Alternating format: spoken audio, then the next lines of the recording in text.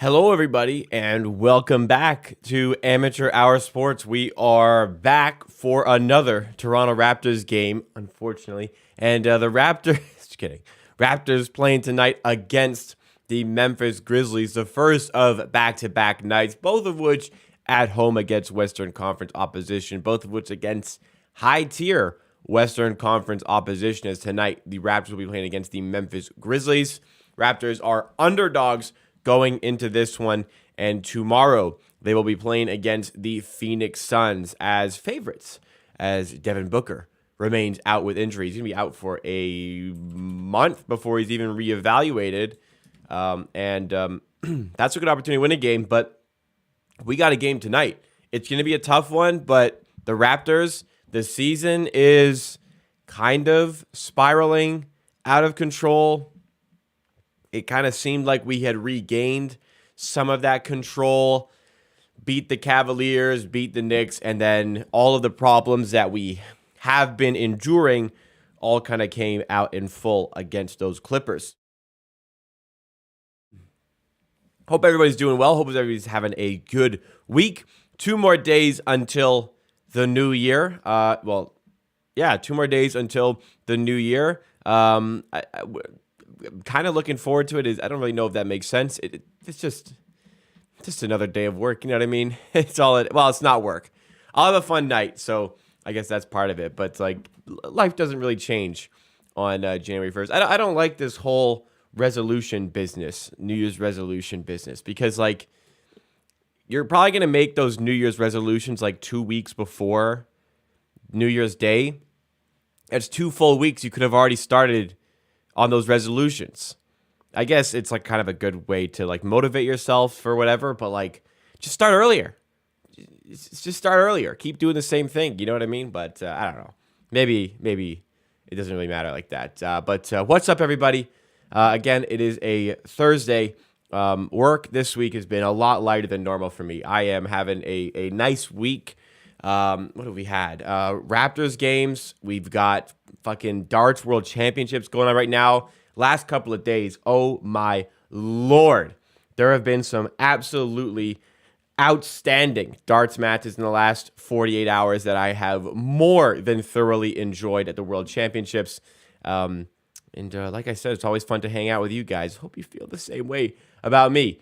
Skywalking here joining us, Sep de Lat from Belgium. What's going on from Belgium? It's early in the morning out in Belgium, but still tuning into the stream. Appreciate that from Seppi. Sorry if I mispronounced that. Winner 1 is joining us. Roman, my moderator here. Other moderator Adam will not be here today, in case anybody was wondering.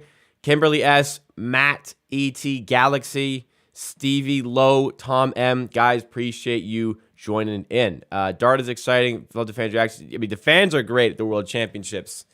The play, I mean, the level of play has been outstanding. The parity has been better than a lot of other years where you're getting a lot of really close games instead of, you know, these in round of 32, you see a lot of like 4-1, 4-0. But this year, like we've had a lot going to a tie-breaking set. So I have been more than enjoying. Today, there was an outstanding game. Dirk Van Dijven Buddha, something like that.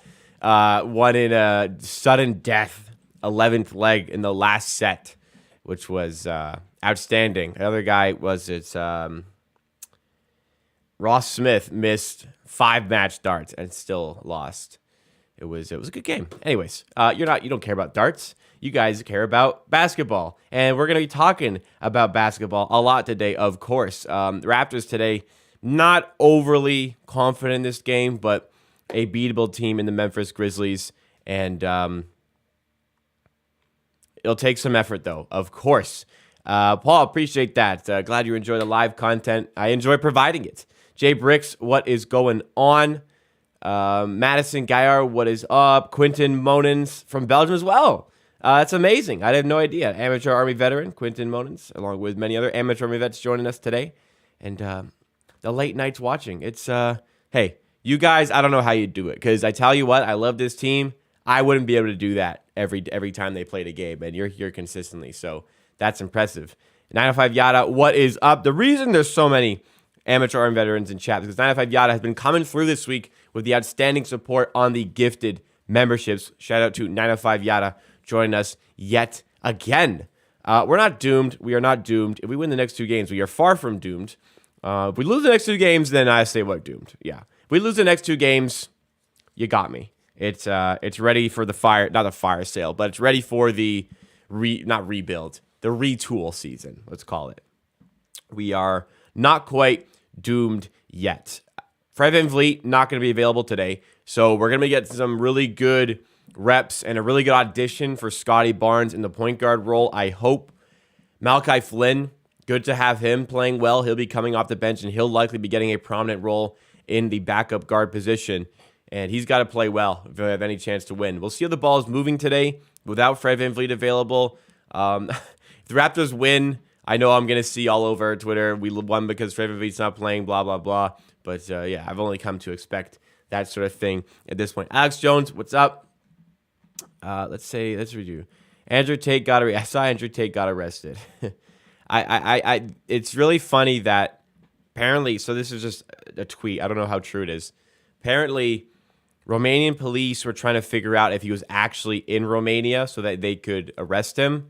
And the only reason they knew he was in Romania is because yesterday he either did a video or a stream, and there was a pizza box in the frame, and the pizza box was from a pizza place in Romania. So after they saw that, apparently they knew he was in the country, and they were able to arrest him as a result. Literally, they got him from a fucking pizza pie, man. My pizza never hurt nobody, but they came through. Oh, that's crazy. I am far from an Andrew Tate supporter. I will say he's been arrested. They still have to, the judicial system, I don't know how it works there, still has to convict him, but very bad look. Very bad. My pizza never hurt nobody. What's going on? What are we pieces? Jay, what is your opinion? Siakam. Okay, is your opinion Siakam in 2K is 89 overall last 2 weeks? Do you think they're going to give him 90, 91? 89 probably seems like pretty close to what he should be. 89 is like, yeah, I think they could bump him up the way he's playing because he's consistently hitting these mid 20 numbers. I always wondered if Siakam could ever get to that mid 20 scoring level, and right now he's at that. He's at like 26, which is outstanding. Listen, Cas, I'm no expert on the Romanian government processes with customs getting over the border. I don't know if you're from Canada or whatever. The Canada-U.S. border is very much of like foreign to a foreign concept to a lot of countries. A lot of you, listen, I don't know how it works for Romania. I have no fucking clue. Typically, in Europe, like we'll take Quentin here. Quentin's in Belgium. If Quentin wanted to go to Netherlands, he would simply walk over the border and nobody would give a shit. You just go. Whereas in the US, like, oh my God, you like accidentally break your eye contact with the agent at the border, and all of a sudden your car's getting searched. You're stuck for an hour. Everybody in your family is getting questioned separately. So I don't know how it works for Romania, but if it works like most of Europe, as far as I'm aware, you just go about yourself freely. Maybe he went to the guy and just drove in. Yeah, my assumption, again, I have no idea, is that he just drove in. There's nobody at the borders. It's as if you are crossing from Ontario to Quebec, or if you're from the U.S., if you're crossing from Pennsylvania to Ohio. Like you just cross. It's just random lines on a piece of paper to them. There's no actually care about those borders. Anyways, enough on that shit, which is irrelevant. Pizza Hut going crazy. I actually had some pizza tonight, which was pretty good. Pizza Nova. You know what? I've had better Pizza Nova pizza. I think Pizza Nova is underrated. I did get Pizza Nova today, and it's been better. You got to get well done at Pizza Nova. They didn't do a great job of fulfilling the request to have it well done. It was also took double the estimated delivery time, which was always annoying. Domino's still my favorite. Pizza Nova. I don't know. Nah, Pizza Nova can be left over next day and still be fine. I prefer Domino's, but my family prefers Pizza Nova, so that's what we get sometimes. And today it was late. It took an hour and 10 minutes to arrive. It's supposed to take 35 minutes, so that made it even more annoying. And that made me fixate on the mistakes with the pizza even more. It wasn't necessarily undercooked. It's just Pizza Nova is better when it's well done, and it wasn't undercooked, but it absolutely was not well done. Let's say that. Never had 2 for 1, actually. Pizza, no. Pizza's like the slices. What does pizza do that makes their single slices? Like I walk into a pizza, I grab like a slice of pepperoni, a slice of Hawaiian. That shit's bomb. That shit's fire. But when I get a full pie from pizza, why does it all of a sudden not taste good? Like all pizza's fine. Like I'm not gonna say I don't like it. I still like it. It's just not as good as other stuff. It's not as good as other pizza places, and I know that while I'm eating it. It's still good. I prefer like flat. Like I pick it up. It's not like rock hard, but if I pick it up, I don't want very like minimal flop maybe at the tip. But I don't like the New York style authentic of just like flopping around. You gotta fold it in half type thing. That's not my thing. If you have some pizza, don't belong in the kitchen. I can whip up a mean pizza pie. I have never made from complete scratch. I've bought like pre-made dough and like rolled it out and thrown in some toppings on it, but I've never made it from scratch. I gotta try that one day. I gotta get a proper pizza oven or I have a pizza rock. I gotta use a bit more often. Anyways, Nightwell says if Dom's guy with other places, towns suck. I love Domino's. My God, I had it once in the U.S. and it was so foul. It was so bad. When I was in New York last month, that Domino's pizza, like it made me understand why people hate Domino's pizza. It was so trash. Like it was, again, no pizza's bad. It was just so it was kind of gross. It was kind of gross, quite honestly. Nah, but Domino's, no. Domino's in Canada is my favorite. It remains my favorite. That's the best. But like again, pizzas can't be bad. You ever had a bad pizza? You ever had a pizza that legitimately didn't taste good? Like you had one bite and said, "Oh, I don't like that. I can't eat it anymore." No way. Costco pizza. Costco pizza's fine. I haven't had it in a while because I'm eating at Costco. I'm having the hot dog combo. Like there's no way I'm not getting a $1.50 dog and a drink with a side of fries. Like there's just absolutely no way I'm not getting the $1.50 dog and drink combo. You know what makes like a pretty mean pizza? A frozen pizza. M&M's. I feel like the locations are fading away slowly. But if you get like a frozen pizza and then get their cheese pizza, it's got like a ton of garlic on it as well. It is absolutely outstanding. Their pepperoni is not that good, but the frozen cheese and garlic pizza from M&M's is fantastic. I highly recommend if you're in the market for a frozen pizza. It's more like a cheesy bread rather than a pizza, but like it's still good. Anyways, okay. Enough about pizza. Raptors have a game to win today. Let's hope we go and do that. Appreciate the support on the last couple of videos on this channel. By the way, M&M's is underrated for everything. One more thing. When I went to school, I lived in Sudbury. I walked out my front door. There was an M&M's directly straight out my front door, about 40 steps out of my front door, which was very nice for those pizzas and more. Thank you for supporting the last 2 videos. Appreciate you guys coming through, supporting. Today, I also dropped a video on amateur hour bets. The last 2 days prior to today, I dropped a video on amateur TV. So 2 videos last 2 days over there. Video yesterday on amateur sports. Also a video, like I said, today on amateur bets. There's always the post-game shows for amateur hour clips that are from the streams. If you're watching the streams live, it's the same post-game show you get here, just in the clips channel for people who don't want to watch the streams or don't watch the streams, whatever.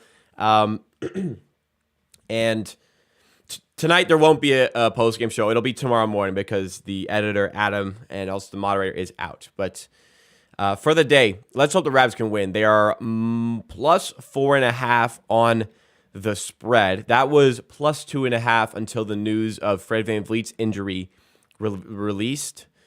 So Fred VanVleet, despite struggles, despite whatever, still gets a lot of respect in betting markets. The Raptors in general are still getting a considerable amount of respect in betting markets. If Fred VanVleet was playing, the Raptors against the 20 and 13 Grizzlies would only be like a +1 on the spread. So regardless of how the Raptors have been playing this season, they are still getting a very high amount of respect in betting markets, which is a big deal.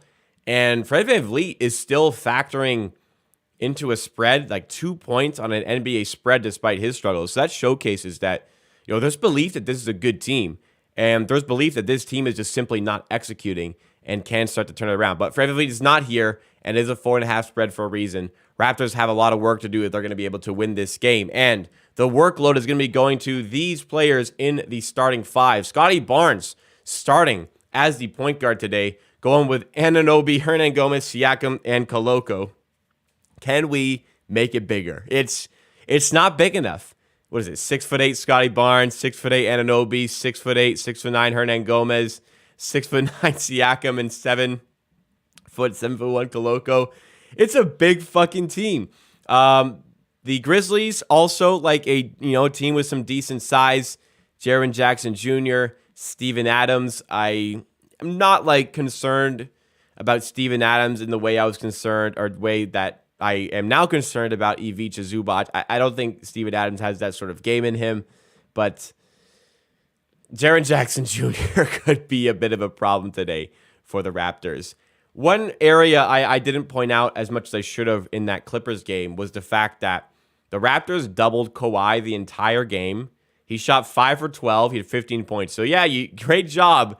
You limited Kawhi Leonard, but then everybody else on the fucking team was open the entire game. So, like, you have OG Anunoby. You have, according to the NBA, a top 3 defender in the league. Let this guy play one-on-one defense, for Christ's sake. What do you think about the shove that happened in Detroit? Hey, the NBA avoided another Malice in the Palace. It was a W for the NBA to avoid another brawl. What do I think? I mean, it just happened. People got mad and people got ejected. Nothing for me really to think there. Any optimism? I mean, look, there's always optimism that you have a good shooting night. The Raptors can unlock a lot of things. I'm not very optimistic we have a good shooting night, but like this isn't like an impossible task for the Raptors to do by any means whatsoever. Scottie Barnes is going to be the point guard. I'm going to be a dick, but like you go to this stream and I put it in the title. Come on, guys. I put it in the title. What'd I do? Oh, fuck, what'd I do? Wants needs to be on the bench. He had a bad game last game, but I have faith he can turn it around. Tomorrow you're going to be at the Raptors Sunday. That could be a big game. That could be a very big game. Last game of the year. The team is still trying to win. You might get Fred VanVleet back. Outside chance you see a Precious Achiuwa back. That would be interesting. Oh,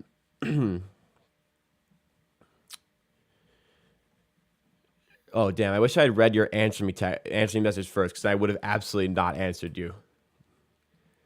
Scottie might have a big... Well, he might. We'll see. we shall see.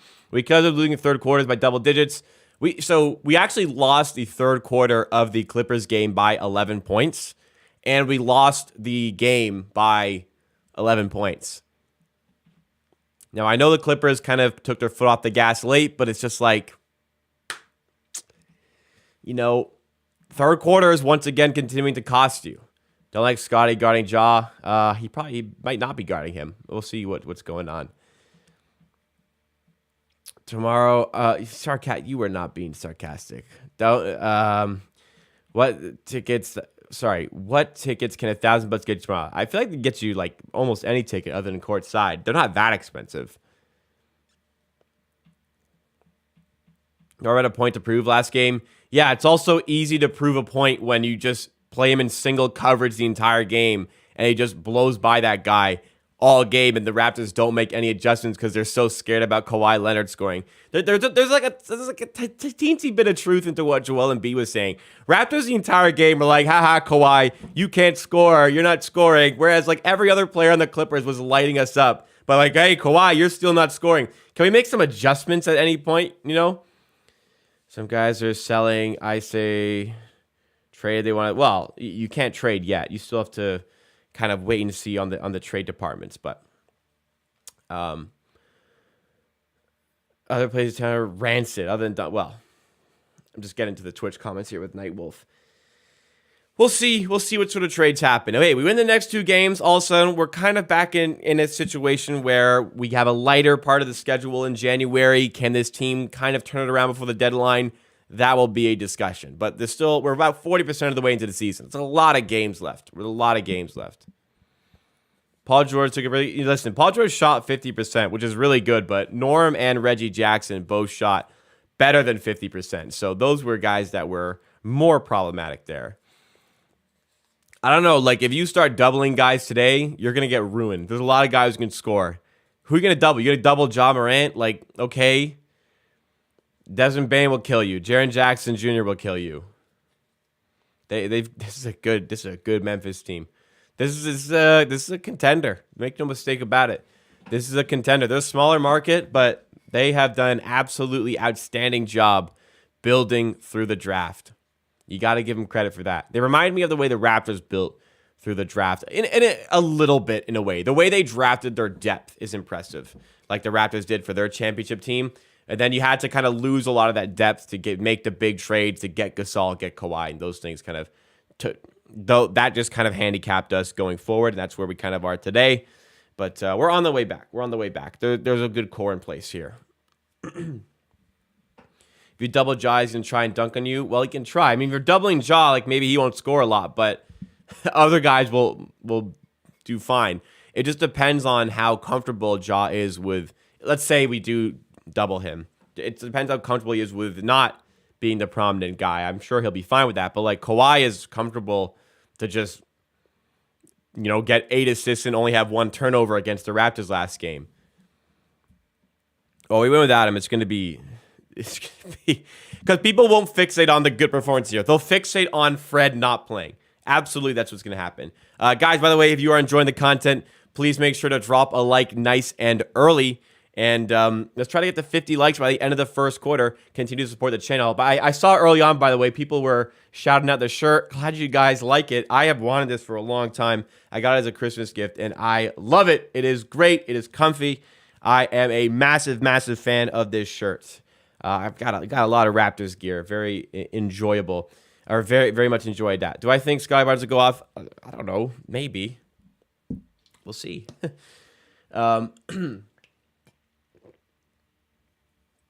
Next year, something I want to focus on with the channel is I kind of want to start doing collabs more. I don't know. I don't, because I feel like if I do a collab on the main channel, the quality of the video will kind of dip a little bit. But then I don't really want to like ask a guy to collab and then put him on the second channel where the guy's not going to get as much exposure. And on the other side, people always ask for collabs and stuff, me to work with people. Like I have never said no to doing a collab. What I would say no, what I find, I just kind of thought, what I find extremely disrespectful, this really does annoy me. Let me put this nicely. So I find it incredibly disrespectful when somebody asks to appear on my channel. Like this channel I have built from the ground up, from nothing to what it is today. I'm so happy with where it is. I could not have imagined to have had 13,000 subscribers on a YouTube channel.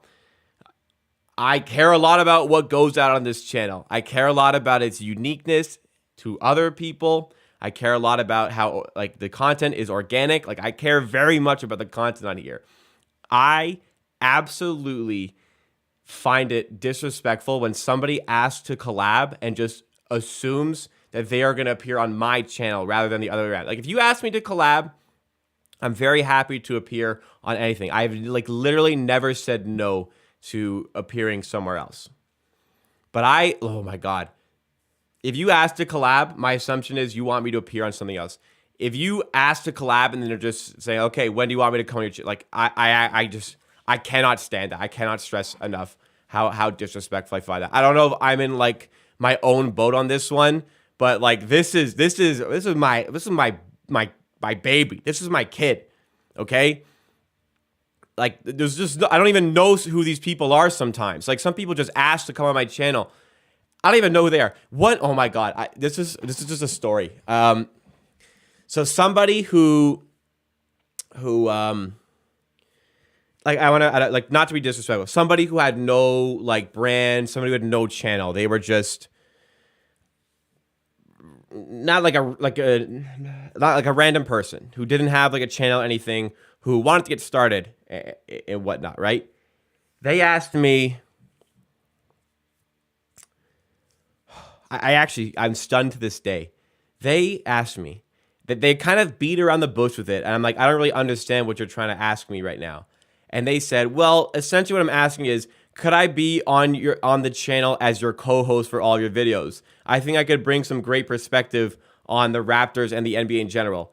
I'm like stunned. Somebody out of the blue asked me if they could be my co-host for my videos.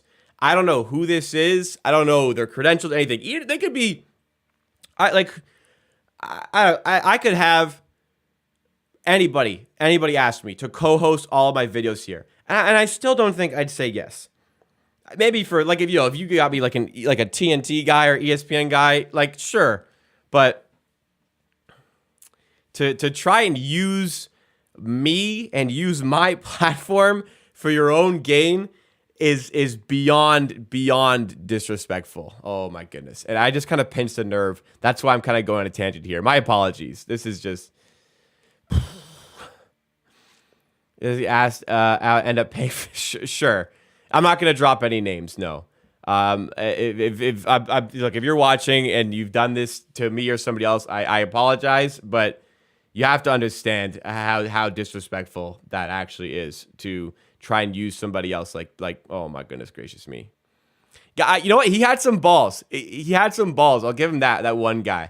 That was just on one occasion. But just when people reach out and just the expectation that they're just going to come on my channel after I agree. Like if you're asking to collab, my assumption is you want me to appear on your channel, which I've never said no to. I'm always very much open to doing these things.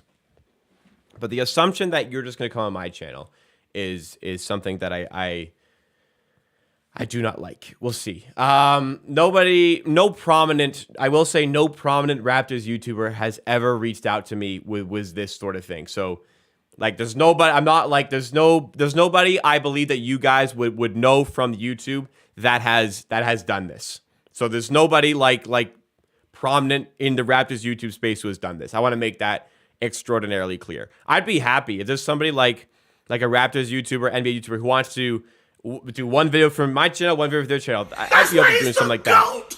Oh man, we have 5 gifted memberships coming out here from 905 Yada. 5 more gifted memberships. It's been an outrageous week.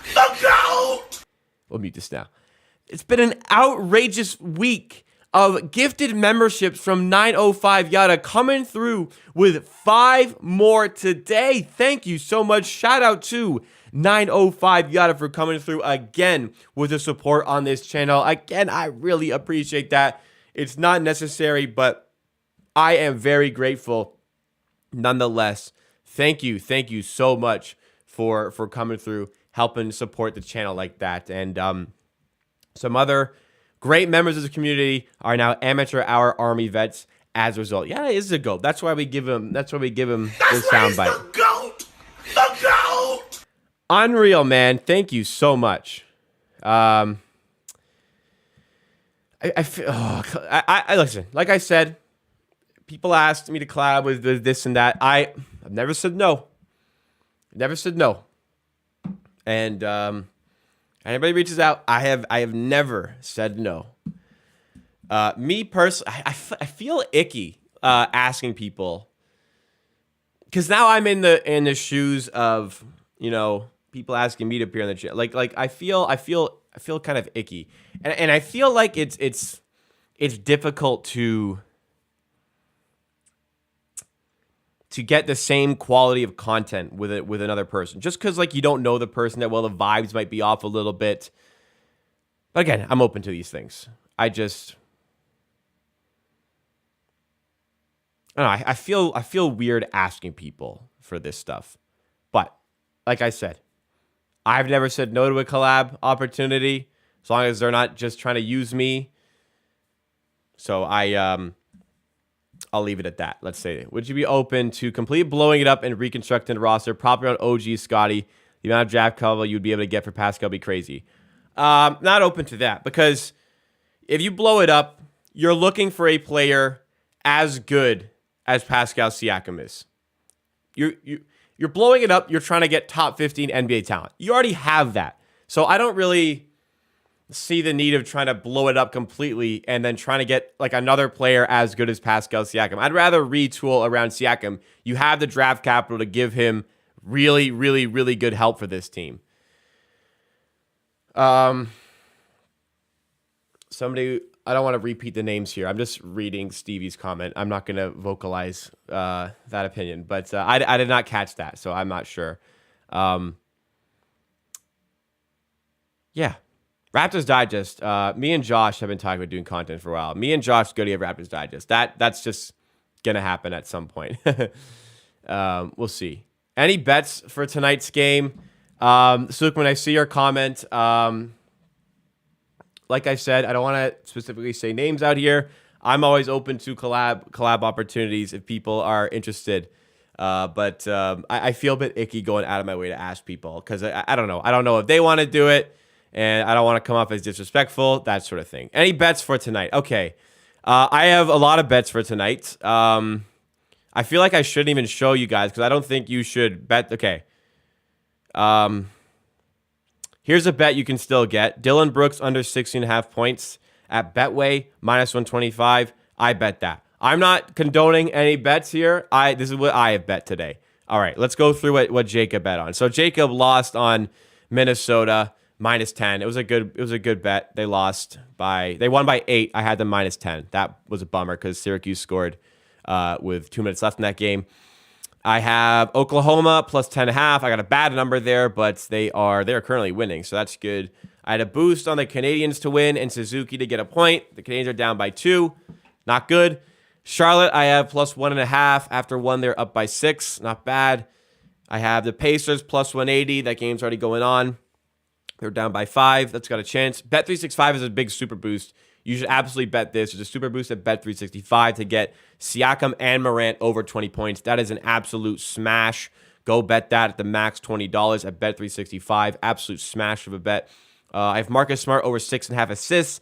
I got that -125. It's now -154 at Proline. Don't bet that. It's too late. I got a good number. You may not get the same number. Bets are price dependent. So if you're not getting a good price, it's not worth betting. I got a good price here. Dylan Brooks didn't move, so at Betwave, you can sneak that one in at -125. You can go and do that for Dylan Brooks under on points.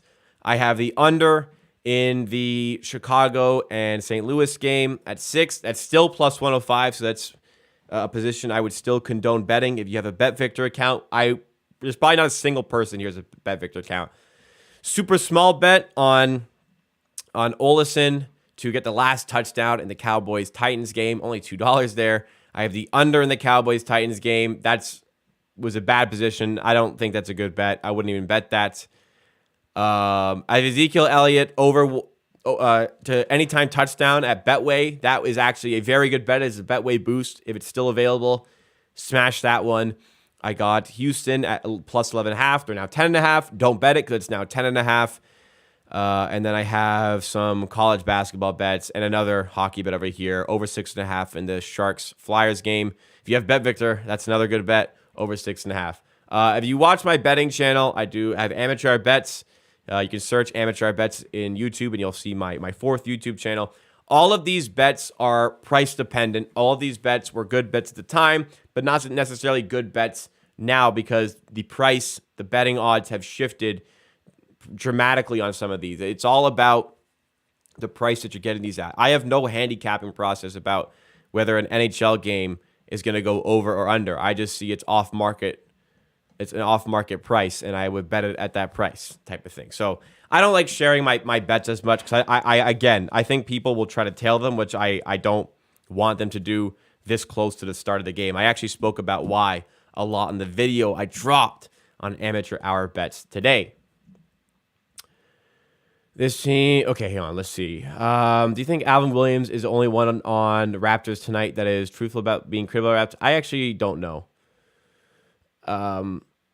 Matt Devlin is just, listen, he's just, his job is to make it like fun for the viewer to watch the game, and he does a great job. Do we hit up your email for collabs? DM me. My DMs are open. DM my Twitter account or my Instagram account. Here's my handle right here. Don't DM the Amateur Hour accounts because I won't check those DMs. DM me here, and I'm always open to opportunities. I'm actually appearing on a podcast in about a month's time, which will be cool.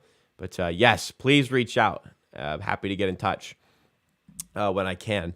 This team's stealing a 6 seed. That I agree with. And that goes into it because the top 4 in the East is outstanding. Top 5 even is right now is outstanding. So if you do make the playoffs, you're unfortunately going to run into one of those teams in the first round, which I don't give us much hope in. That does go into part of it. The game's about to start. I got to see what channel we are on here. Let's check the trusty score app. Oh, Canada's up 5-0. We are on Sportsnet again. Damn, I was hoping for a TSN game. It's Thursday. It's never going to be. They got football on. They're not going to have Raptors. Colin Sexton for Fred VanVleet. It just, what does that really do for Utah? They get an expiring player that will leave for free at the end of the season. They'd have to really, really hate. Colin Sexton to do that trade. It's just like, you got to think about what the other team needs back. Hey, again, Sookman, I'm open to all collabs. All right, about to get started in Toronto. Just making my way through the chat. Imagine Desmond Bane, Andrew Nemhard. Well, Desmond Bane was available at 29 in that draft. He went 30th. Andrew Nemhard was not available at 33 in the most recent draft.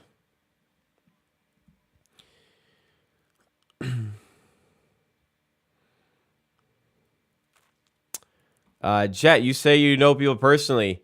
Hey, that'd probably be an excellent idea, Jet. If that's actually true, I would be more than open to. I'd be more than open to something like that. That'd be really interesting. Thank you for offering. Wow. That's incredibly kind. Thank you so much. What's the injury situation? No VanVleet, no Achua, Koloko's back and starting. And Otto Porter Jr., just assume he's always out. Okay, game has begun. I'm just kind of making my way through the rest of chat before we get into the game here. This is the first time Ja Morant's playing the Raptors. Wow. We played... No, it's not. It's actually not. First time playing in Toronto, potentially. I was at the Memphis home game last year. He did not play. Nor did a few other Memphis Grizzlies players, as the Grizzlies killed us. Well, bad start to the Dylan Brooks under 60.5 point bet as Dylan Brooks knocks down a 3 in the first 40 seconds. Is Fred cooked? No. Not cooked. No worries. I just remember last year the away game where he played, but the home game, yeah, never played here. So good show for the fans here as Morant gets him still started, floats it up, floats it in. All right, let's get into the game here. Scottie Barnes one-on-one with Adams. Bro, if you don't take this guy one-on-one, we have a problem. There you go. One-on-one, blows past Adams. Nice feed to Koloko, who probably traveled. But they don't call it, and Koloko lays it in and gets the 2. These headphones hurt my ears. Bane to Dylan Brooks. Please don't let this guy score again. Brooks layup, no good this time. Adams rebound. He misses. Tips it up. He misses again. Somebody get the rebound. There we go. It eventually ends up in the hands of Juancho Hernangomez. Barnes to Hernangomez on offense now. Koloko in the low post, hands off to OG. OG fades away at the baseline and does not connect. That's just OG kind of resorting to these shots. I mean, I know we're early, but a lot more recently. And it's just, again, the shot that makes him less of a threat offensively. He is a threat when he's at the rim trying to make things happen in those positions. So needs to kind of get back to doing those things consistently. And OG, I mean, we saw how dangerous of a player he can be when he's doing those. Like, people were really tipping him to be an outside all-star player. Siakam to Barnes off the glass, and that's a bunny. Like, that's just one you got to get from Scottie Barnes, unfortunately.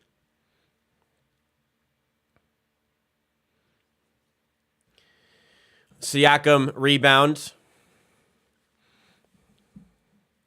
Inside for OG, and he's fouled. You know, I don't want to say. I feel like I'm coming off like an asshole with this stuff. So I'm sorry if that's the case. I don't mean to. But another thing, like, I've been asked to do a collab in the past, and I also, like, I don't think it's too much to ask that I don't have to do work for this. Like, in the sense, like, I'll happily do research on a topic, but I got asked to do something once. Hang on, let's see this play.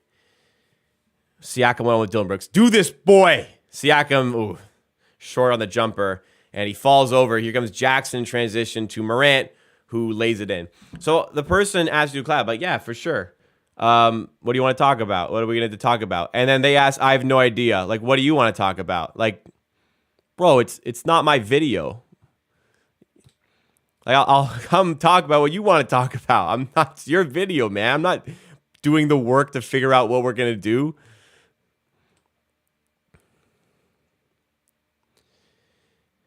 Desmond Bane for 3.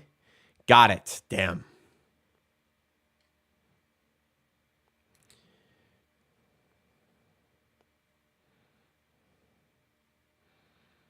The Raptors are 2.5 games back of 6, which is kind of crazy. Yes. Which I noticed today. Siakam to Juancho to Barnes in the corner for 3. Catch and shoot, no good. 10-4 Memphis. They have looked good on offense early on here. Dillon Brooks for 3. Damn. 6 points already for Dillon Brooks. That under bet is not looking great so far to start here. And more importantly, you guys don't care about that. 13-4 there. I don't know. Yeah, just if you're gonna ask to do a video together, at least have like a plan for what we're gonna do, or say, okay, I'll come up with something to do, or at least, or don't know it. Just don't ask me to do the work for it. You know, I'm coming up like a dick. I'm not. I'm trying. I'm not. Please, I'm not trying to. All right. So for starters, offensively, only 4 points. Half-court offense is very just kind of standing around, hoping somebody does something on their own. Not a lot of off-ball action. Again, not a lot of floor spacing with this big lineup. The big lineups consistently diminish our threat from shooting, and consistently also, for some reason, diminish our rim protection. And for some reason, right now, they're diminishing our ability to contest three-point opportunities. They are knocking them down. They are 13 points to the good, or they're up 13-4 here. Your offense includes Koloko and Juancho, 2 real nothing players offensively. That's a good point. Gary Trent might have been the better player to go with in the starting lineup today. Maybe they want to throw off his rhythm in the 6-man role, but you have 2 real non-factors offensively at the moment in Juancho and Koloko, and they're starting together. You're asking Siakam to just do like everything himself. Scottie Barnes is providing your floor spacing. this starting lineup could have been better. But you know what they're going to do? They're going to not change the lineup. They're going to come out with the exact same 5 on the floor. That's what I think they're about to do here. So with the East is looking a lot scarier than the start of the year. Cleveland are better than I thought they'd be. Philly are as good as I thought they'd be. Celtics are probably better than I thought they'd be. The Bucks are the Bucks. They're actually 13-11 since their 9-0 start, but still a good team when Middleton's back especially. Brooklyn all of a sudden are a contender. That's 5 teams. I think we could go toe-to-toe with the Cavs in the playoffs. I think we probably lose that, but I'm not as scared of Cleveland as I am of Philly, Boston, Milwaukee, or right now Brooklyn. But still like a tough team. Like the Raptors, if they make the playoffs, I don't think they're beating those guys. So I don't know. That's a conversation you need to have about how worth it's getting the playoffs. Oh wow, Nick Nurse actually making in-game adjustments here. Malachi Flynn brought on for the Raptors. And Juancho coming out. Gary Trent also coming in. So Nick Nurse took off the 2 non-factors, has added in floor spacing. Here we go. OG for 3. It was open. It was there. He doesn't hit it, but immediately frees us up with an opportunity. Here's Ja Morant in transition. Oh, he is stuffed by OG. Flynn to Barnes. Now Gary Trent, sidestep 3 on the pump fake. It's good after a couple of bounces there. Okay. Can we get some momentum juiced back into this game here? 13-7. Soft touch. We'll call it the shooter's roll. And Pascal Siakam deflects the ball out of bounds to slow it down on the defensive side of things. How about that? OG with the block, going the other way. Gary Trent getting Ja Morant to bite and putting in the 3-pointer. Nice to see.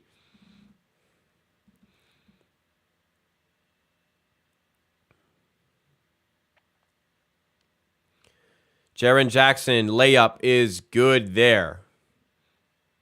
That was too easy. 15-7. Siakam to Trent. Now back to Siakam. To OG for 3. Over Jaren Jackson, and OG cans a 3-pointer. It's a 5-point game. Couple of threes in a row there. But then on defense, they throw a full court lob to Jaren Jackson, who just dunks it because nobody is there. What the hell was that? That is inexcusable. OG goes to dunk. Wanted the foul. Won't get it. He misses. Ja Morant the other way. Lobbed up to Steven Adams, and the rim protection woes continue slightly here as back-to-back alley-oop slams with absolutely no trouble whatsoever for the Grizzlies. Malachi Flynn for 3. No good here. Rebound by Adams. Do I get to see my favorite player, David Roddy, today in my city, Toronto? That would be quite the treat. Ja Morant. Lobbed up to Adams. Nearly a third alley-oop slam in a row, but it was too high of a pass for Adams to deal with. Raptors come the other way. All on the outside right now. No interior penetration. Here, a good opportunity here. Siakam kicks out to OG. He's open, so we'll take it. But he misses the 3-pointer, and it's out of bounds over the backboard.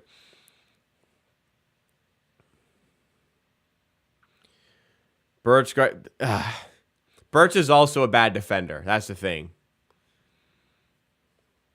I don't think Adams will play enough or is good enough to kill us all night. We'll see. Certainly didn't think Zubac would kill us all night.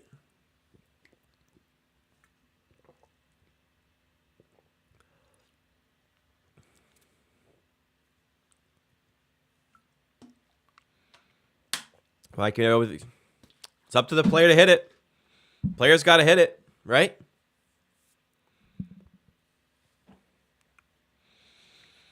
Right, you can't say we're not getting open 3-point shots today. We're still not hitting them. Early goings. Let's see if we can switch things up. Brooks to Aldama. Back to Brooks for 3. No good this time. The Mississauga native with a bit of a homecoming as Adams gets the rebound. Now that's just inexcusable.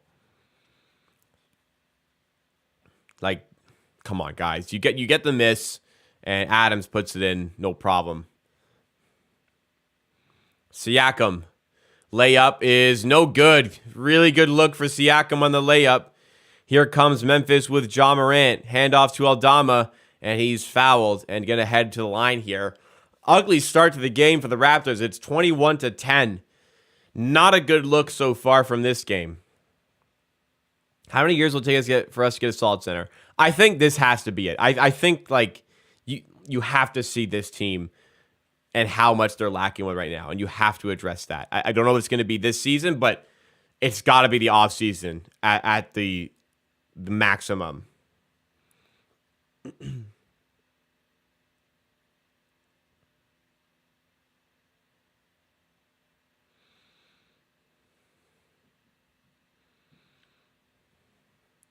Birch thermos sound big. Could they play him more? Yes.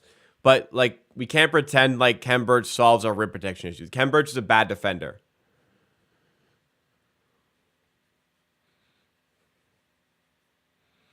(22-10) for the Grizzlies early. Been dominant on both ends of the floor. How can the Raptors respond? I mean, we'll start by hitting layups. That's 2 missed easy shots by Barnes and 1 from Siakam in this game. We will certainly start by doing that. Brooks swings it. And another 3 drops for Memphis. 10-0 run.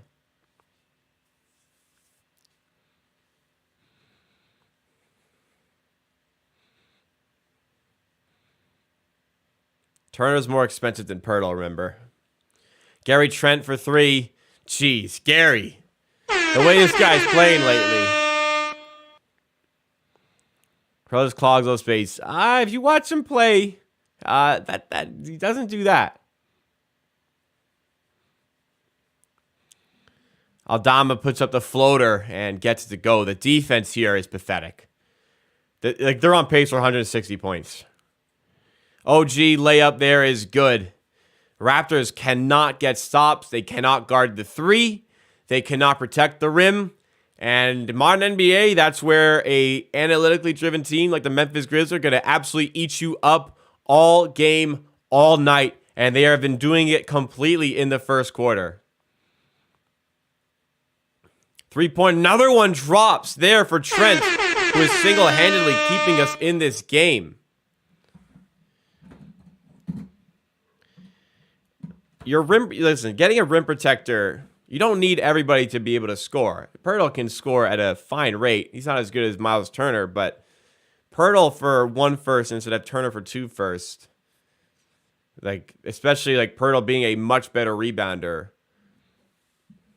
You could argue that's more worth it. I mean, I'm not saying I don't like Turner, but the price to get both of them is vastly different, in my opinion.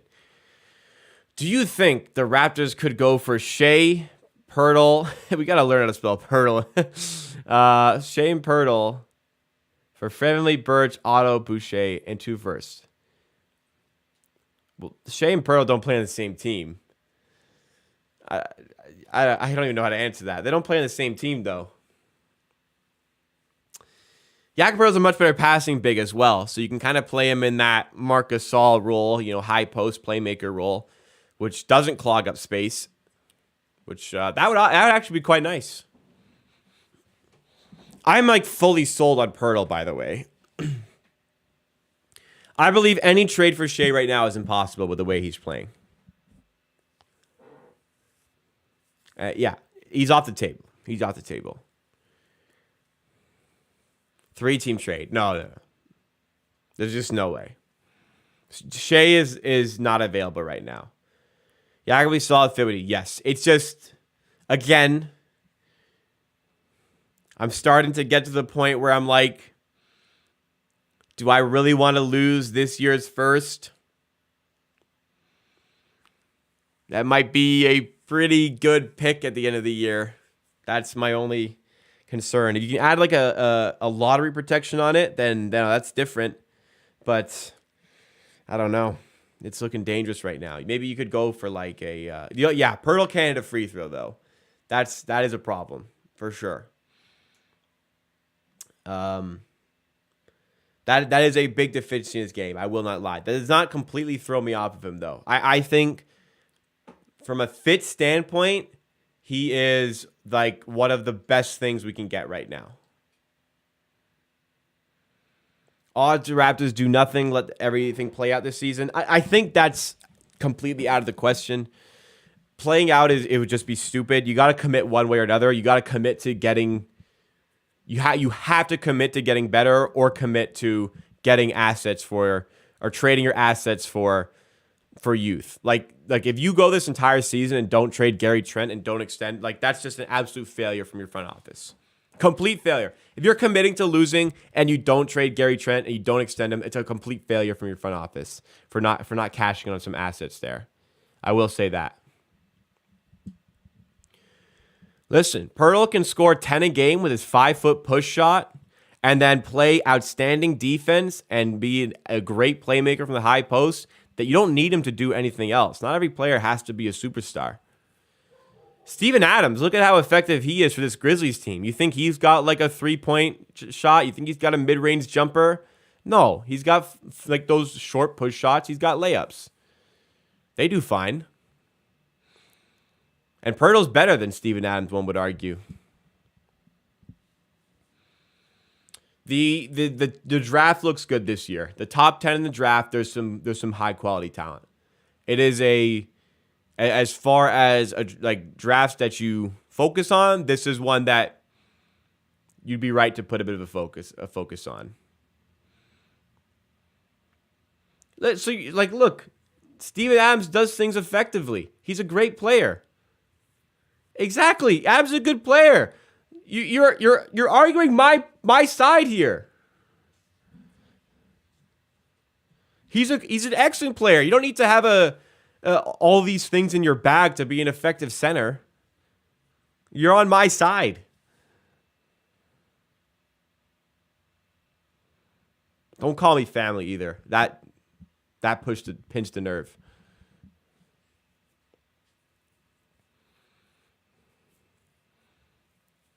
But yes, draft is good. Kem Birch is checked in here, just looking for something on the defensive end.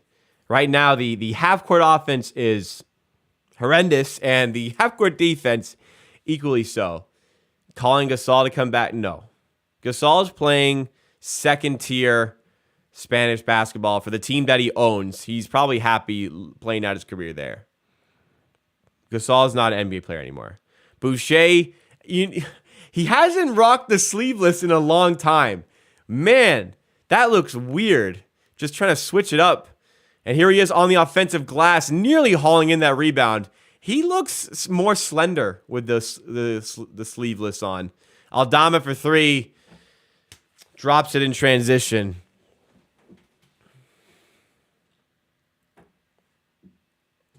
Getting rocked by a no-name. Are we? Which player have you never heard of on this team? I don't know. Everybody on this Grizzlies team is contributing to their 20-13 record. Back-to-back offensive fouls here. Memphis up 30-18. Oof, man, this game is just going by. Like it's just a blur of Grizzlies wave after wave on offense. Come on, don't let this get ugly. Brandon Clark, Canadian, has checked in here. Gives it to Bane. Jumper from the elbow is no good. Better defense there. Oh, he's talking about that. Okay, listen. Just admit you don't watch basketball. Malachi Flynn layup is no good there. Aldama the other way to Jones. Floater no good. Aldama can't tip it in. Rebound by OG. Do you think Moses Brown could have solved rim protection? No. Moses Brown isn't even in the NBA, so he ain't solving anybody's problems. Moses Brown is not in the NBA. I disagree with the statement he'd be nice off the bench. Correct me if I'm wrong. He is in the G League right now. Let me verify this. Who does he even play for right now? He plays for the Clippers. No, this guy does not play in the NBA.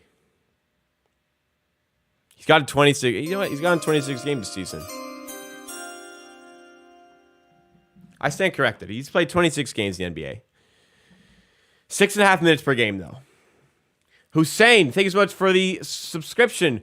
Welcome to the Amateur Army. You just subscribe yourself to a watch party for every Raptors game just like this, and also videos and breaking down, analyzing this team. Thank you so much for that.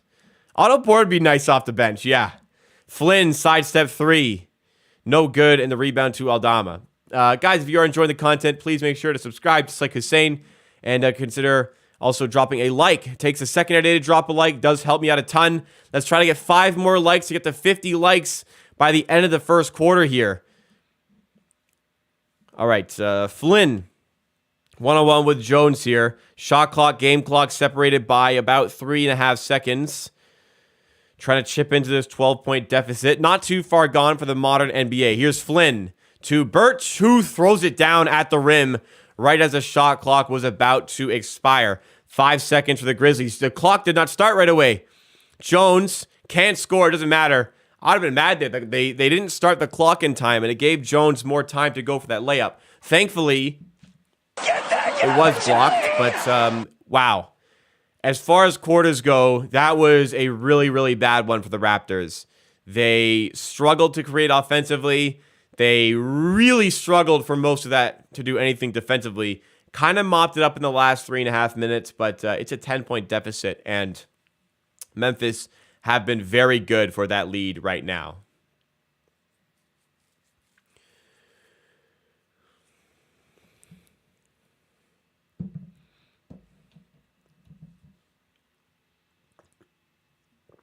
Precious Achiuwa was once again questionable today. So the hope is that he's going to be back tomorrow or the game after that. So he's any day now. Precious Achiuwa will be back. Otto Porter Jr., there's still no timetable. It's very frustrating with Otto, for sure.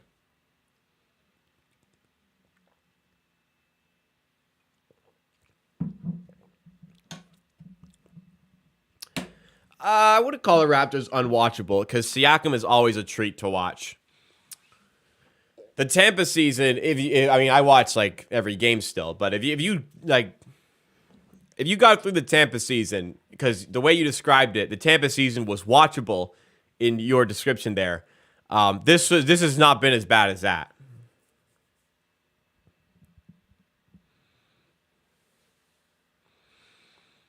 Prejudice Diva would be a welcome sight. I'm not disagreeing with you, Greg. We forgot pretty quickly about what kind of Precious Achiuwa we were getting at the start of the season. It was, for a while, statistically, the single worst one-on-one defender in the NBA. That's a stat. I know Precious Achiuwa is a great player on his day. He's a great rebounder. He can be an excellent defender. He can be a good three-point shooter and be a good player on offense. We weren't getting that start of the season, so we'll see what kind of player we get when he comes back from injury. Tennessee, we had reasons to be bad. That's fair. But like in terms of watchability, the product was worse there than it currently is, in my opinion. But there is no excuse to be bad this year, like there was in the Tampa season. That is correct. He's no season changer. He helps, but he's no season changer. That's the best way to put it. Jeff Dowden minutes in the second quarter here. We are desperate for output. Jeff Dowden comes in. He's looked really good in the G League, so we'll see what we get from him here.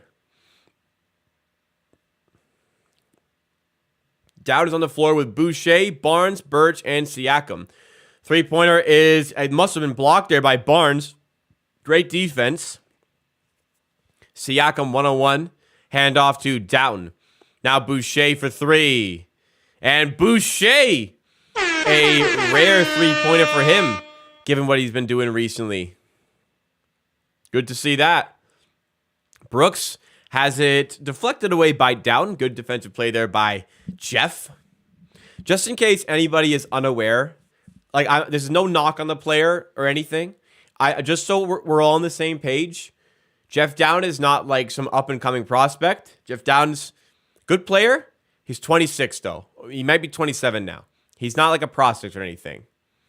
Another three-pointer drops from Memphis, and how did he get himself, how did Contra get himself wide open there?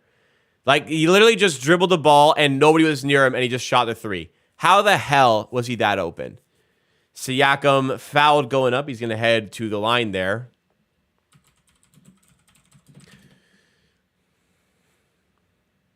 Jeff Downs is 25, by the way. My apologies. He's not 26. He's 25.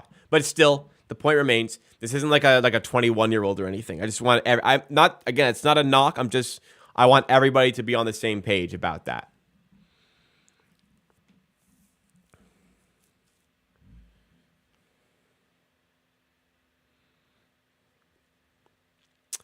First free throw there is good for Siakam.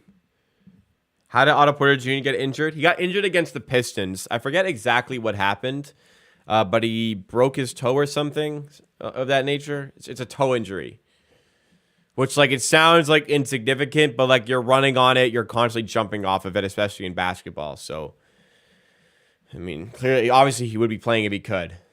Oh, thank you, Kobe. You like the shirt. Appreciate that. Remember, guys, if you're enjoying the content, please drop a like to support the content, support the channel. Let's finish 2022 with a bang. Also, subscribe for watch parties like this and videos breaking down and analyzing this team coming out all throughout the week. Jaren Jackson lays it in there, 35-25. Memphis in full control of this game on both ends of the floor, it seems. Barnes to Doughton. Now Siakam attacking Jackson. Lays it in. Nice play by Siakam. Just starting to get himself going here. The pajama top. It is kind of reminiscent of that, but it's I love this shirt. Jones floater does not get the bounce there. Raptors have made it an 8-point game. Can we start to chip into this to the deficit here? Doughton Jr. on the ball. He's trying to fight his way to the rim. Will just make a really bad pass. He did not know what he was doing there. But this time, Siakam protecting the rim and catches the Jones lob. Takes it the other way, going right to the rack, getting fouled and scoring. Pascal Siakam. There goes that man. What a player. Gets the steal, takes it coast to coast, gets the foul, and gets the bucket. Siakam said, fine, I'll do it myself. Wow, what a play by Siakam. Ja Morant's just chilling for a little bit on the bench. A very fly snooker player. I liken it a little bit to like a darts player, this kind of shirt. Pascal's back, yeah. He absolutely carries this team every fucking game. Poor guy.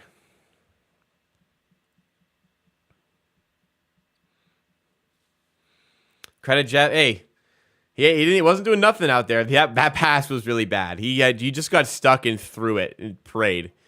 But hey, Raptors slowly maybe working their way back here. It's 35-29. Siakam heading to the line to make this a 5-point game. Let's see what we can do from here. Let's see what we can do. Yeah, we aren't in the third quarter yet.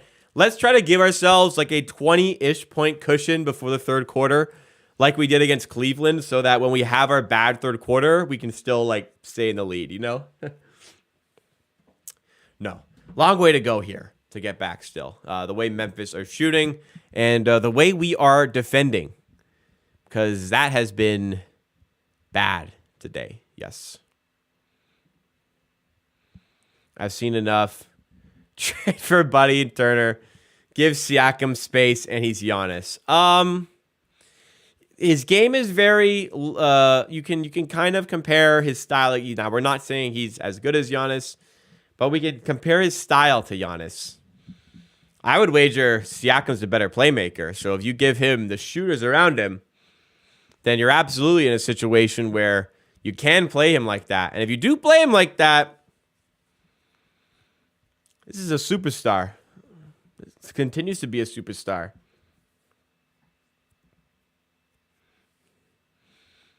He played like this all year. If he plays like this all year, the only thing stopping him from making All NBA is the record. For real. He's a better shooter than Giannis, for sure. Giannis is just strange. Giannis, like, he's disgusting, but he doesn't have, like, a jumper. He can't shoot threes very well. He's an okay passer, but he's just, like, he's just so dominant at getting to the rim and handling the ball that you can't stop it. That's how good he is. I like how Siakam, I didn't even see that. He laid it in and the ball came down and he just headed it away. Back to his soccer roots. All right, Siakam at the line here to make it a 5-point game. See, it's like when we get a center, but we don't know if. It's an if, not a when. Siakam free throw is good after a few bounces. The rim is loose today. But we don't care for now.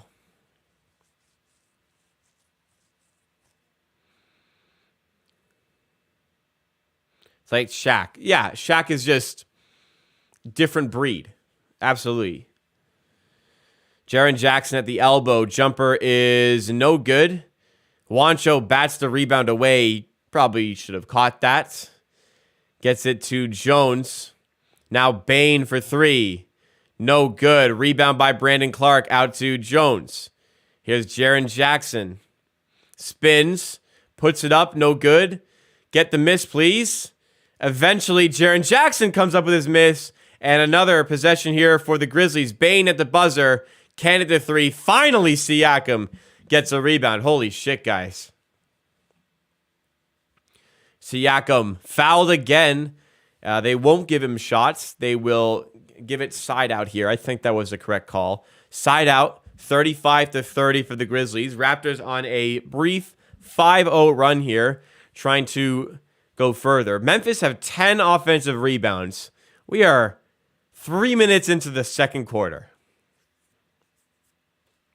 Gary has been underutilized in the last stretch. I concur.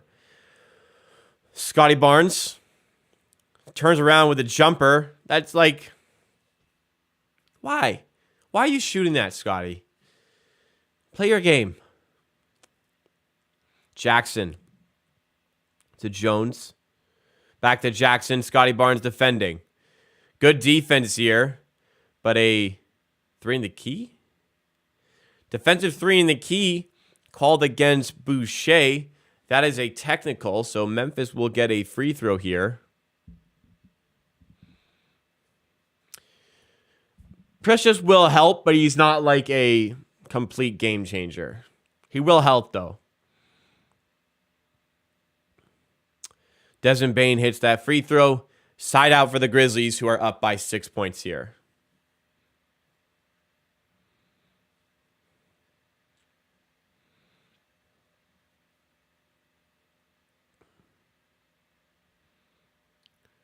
Jackson one-on-one with Barnes. Kicks it out to Jones. Now Bane one-on-one with Boucher. To Clark. Doughton switches on to him. Good switch there. Doughton with some good defense. Bane deep three is off. Great defense there by Jeff Doughton. Love that there. Interior pass by Barnes to Siakam. Siakam out to Juancho. Wide open three is way off the mark. And those are the ones, man. Nope. Those are the ones. Juancho is getting paid to hit and does not. You can't ask for a better look there for Juancho. Perfect kick out, catch and shoot, and it just isn't close. We need better from him. Need better from him, man.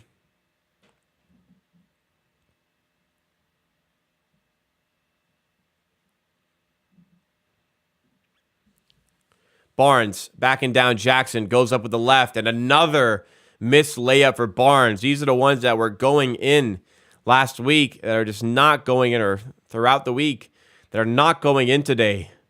Barnes struggling to get going so far.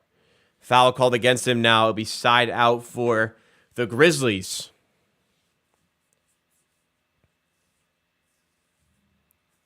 Wants is a better actor than shooter.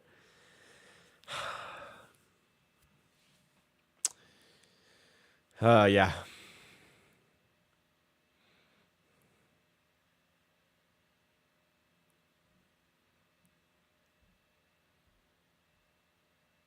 Brandon Clark with the right, and he puts in the hook shot. Memphis are a deep team. Dylan Brooks is back in. Siakam switches or tries to switch off Brooks. Siakam right at Brooks' throat. Can't hit the shot, though. Brooks going for the layup. No good. Rebound by Jackson. No good. Gets his own miss again. And that is more offensive rebounds. That should probably take them up to, I believe, 12 offensive rebounds here. Boucher goes up and is fouled by Clark.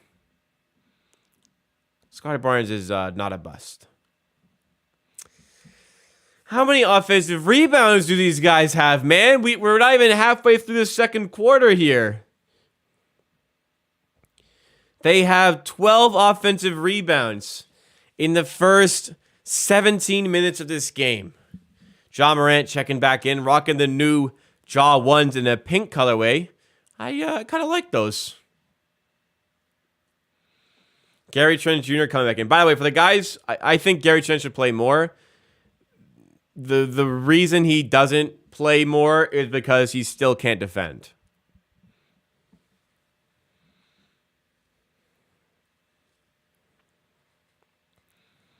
He hasn't been defending well recently as Boucher misses the second free throw. Morant to Brooks to Adams. Looking to penetrate on the inside.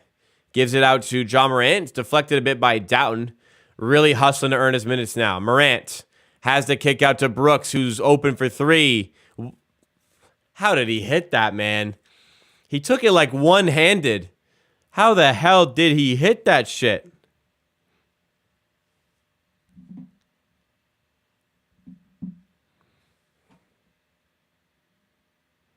Adams, other way, lead pass. Another opportunity transition for Memphis. And Ja Morant has just come back in. And the Raptors need a timeout here. Memphis in full control of this game on both ends of the floor, imposing their will and their dominance. And they're full credit, up by 14 here, playing extremely well. Let's go to the box score from what we've been seeing here. A reminder, if you guys are enjoying the content so far, please make sure you have dropped a like to support my brand. All right. Box scores. Dylan Brooks is what, like 3 for 4 from 3? Yes. He's a plus 17. Jesus fucking Christ. Let's go to the Raptors. All right. Siakam's 3 for 7 with 9 points. He's like out here trying to do the most, but he's not getting a lot of help. Juancho, like, there's not really a purpose of him being on the floor at the moment. OG kind of struggled to get going. Barnes has had some really good looks here and is just not hitting. He's 0 for 5. Koloko, he can only do so much, man. Going to the bench, looking for a bit of a spark. Gary Trent has been providing that, and I would just continue to roll with him here in the second quarter. We'll see. Malachi Flynn, back to some shooting woes here. He is 0 for 4 from the field. A lot going wrong. I mean, you don't need me to tell you. There's a lot of things problematic. Shooting 31% is not good. You don't need me to tell you that. They have 12 offensive rebounds.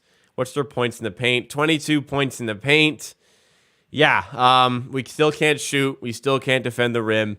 We're not even rebounding well either. It's a bit of a disaster game so far from the Raptors. They knew they were in tough against the Grizzlies, but there's still plenty of time left in this game. But it's hard to see Memphis losing control of this one.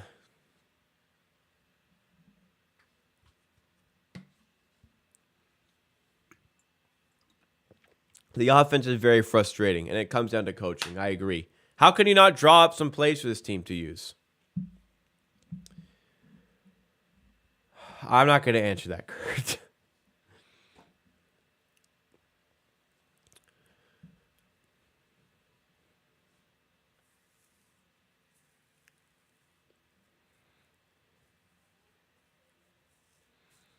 I don't know how like people can watch Siakam play like a superstar every night and say you have to get rid of him. My shows only keep me sane. Well, appreciate that. Sometimes doing the show keeps me sane because I got to keep my head in check. Because like even I go off the rails, then who knows where like other people are gonna go. Siakam layup is no good. No, you've done a good job building up a core here. Starting over is stupid. Aldama for three. He was open. The Grizzlies get it out quickly in transition, and we are not hustling back there. Trent to Siakam for three. No good. Steven Adams deflects the rebound over, and the Grizzlies back on offense here. Morant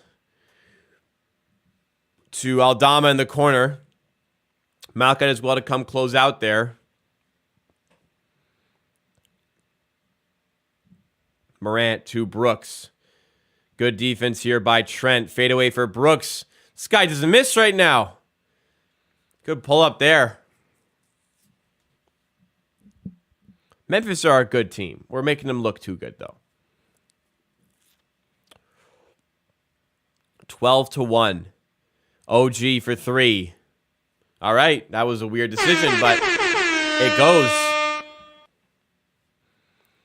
Brooks to Adams. Handoff to Aldama. Almost lost the handle. He traveled, I think. Ja Morant layup, and they call it carry. Wow, they don't call those, but here we go. Starting Hernangomez and Koloko was a bad decision. Two non-factors on offense at the same time.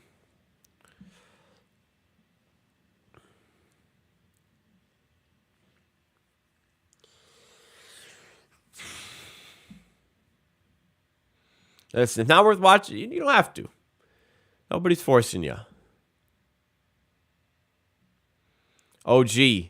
Kick out to Flynn. Wide open three is no good. Like, wide open three there. Morant to Brooks. Fighting his way inside. Tough shot is no good, but Brooks is going to head to the line here.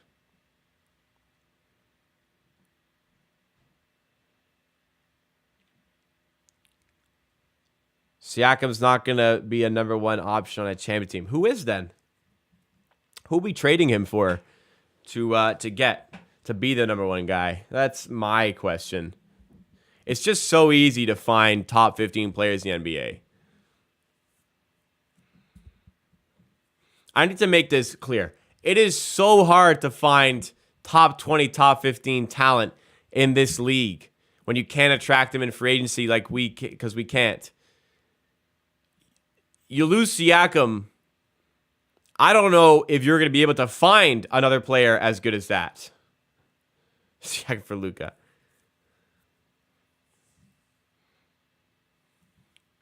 Especially when you have like good pieces here. There are good pieces here. Like you have OG here. Outstanding piece. You have Barnes here. A rookie of the year last year. An ascending talent. Like you have pieces to build around. It's clear that the pieces around them are just not good enough or are not the right fits right now. That's why we draft. Who? You're going to land a top 2 pick in this draft? Very unlikely. If you're not landing a top 2 pick, you're not landing a player as good as him.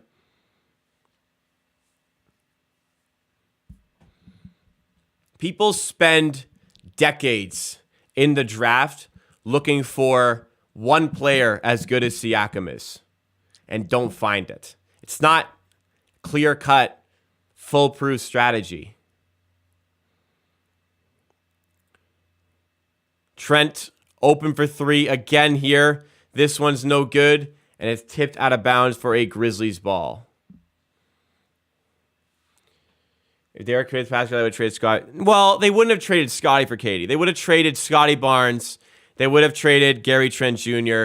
They would have traded other salary. And they would have traded 3 unprotected first-round picks, maybe more. And they would have traded 2, maybe more pick swaps. It wasn't 1-for-1.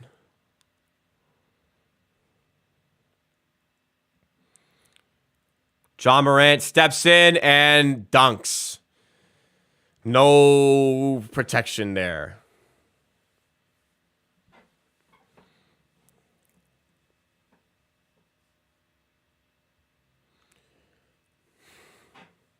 (51-36). OG. Layup is no good. Rebound by Memphis. And here they come in transition. Aldama to Brooks. Easy turnaround is good. And another bucket, and Brooks is lighting us up in the first half. See, Brooks is 15. I think my bet's not going to win. Cheering for an opponent's dunk is bad. Offensive foul.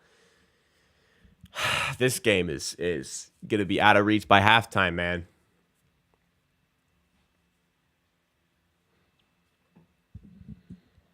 I agree, 905 Yada. But we always want to complain about what we didn't do. We should have done this. Oh, I can't believe we didn't do this.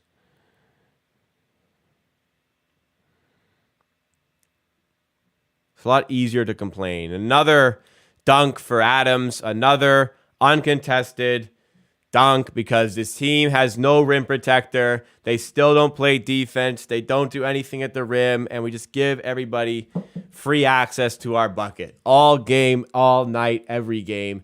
55-36 for Memphis. 19-point game. 2 minutes ago in the half. It's like, is the second half worth watching for this team right now? Oh my goodness. Oh, it's all in hindsight, and we're also looking at it from the lens of like having only seen 40% of Scottie Barnes' sophomore season. We didn't keep Scottie Barnes because he was going to be the difference for the first 40 games of his second season. No, this is a player that we're going to have contract control over for the next 8 years. That's why we kept him, not for the first half of his second season. Wow, this game is rough. Like, literally everything's rough right now.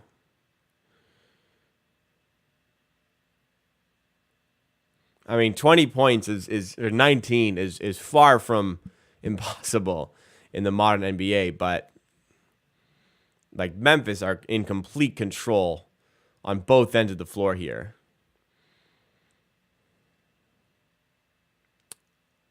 Jet, I do not believe that is a problem.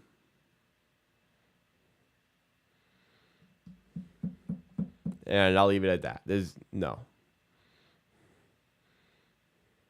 They had an Italian coach for a while, so they understood him fine. They understand the Australian guy fine. Barnes to OG. We're back from the timeout. OG just throws it in the air. Like, no attempt to really score that. Transition look from Memphis. They are relentless, aren't they?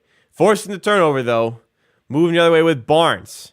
Can he get his first make of the game? He cannot. But there is a foul called here on the rebound, and OG will head to the line. I think it'll be him heading to the line. Barnes is 0 for 6 shooting in this game so far.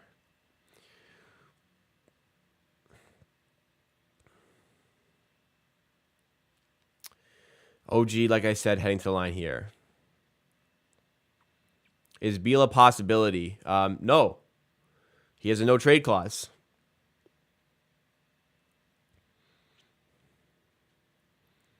Like, as much of a non-possibility as possible. He has no trade clause. You literally can't trade for him.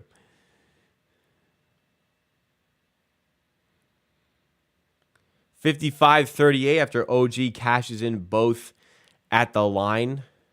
133 to go here. Layup there is might have been blocked there. Move another way with Barnes. And he just... What the fuck was that? What the fuck was that? Barnes just threw it to a Memphis player. What on earth was he doing? And Memphis easily walked the other way. What was he thinking there? All right, Gary wide open for three. Bang. Got it again. Gary Trent Jr. This guy's got some value in the trade market, let me tell you. This guy's got some trade value.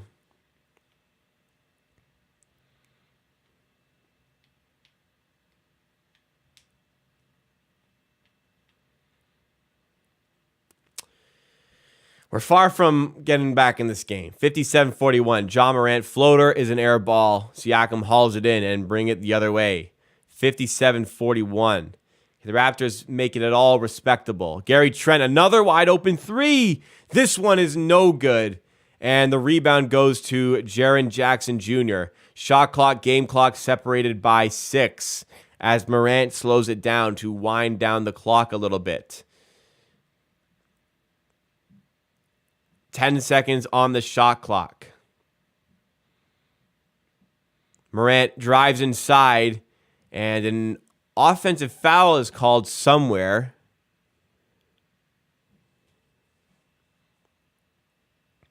On Steven Adams.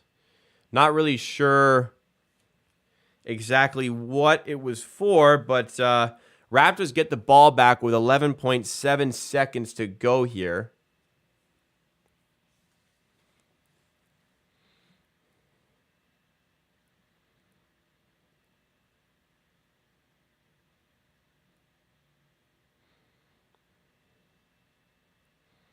Siakam layup is no good, but he's fouled. Going to head to the line here. Great job by Siakam.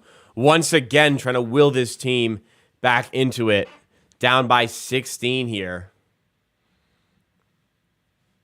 It's definitely not too late to tank. Raptors in the Tampa season started really like a lot later than this.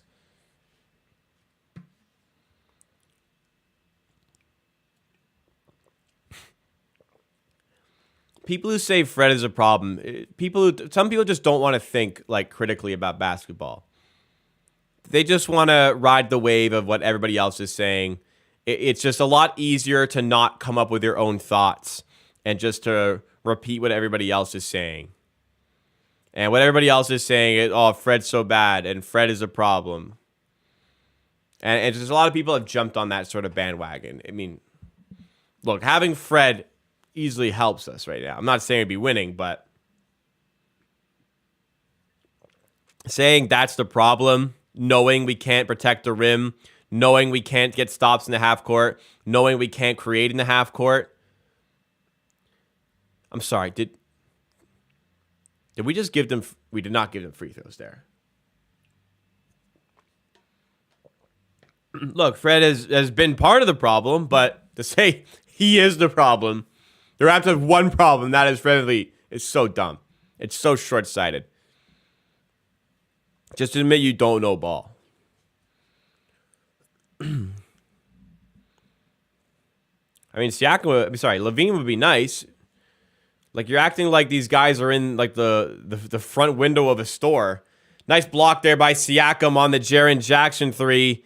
And the full court heave there is no good. Like, you're acting like all these guys are in a shop window that you're passing by and you can just go in and say, oh, I'll have that. Like, no, like these guys need to be available. These guys need to want to be traded. Teams need to be willing to trade them. Teams need to be willing to be reasonable about what you are trading for them. It's not just a simple get this player yes or no type of situation.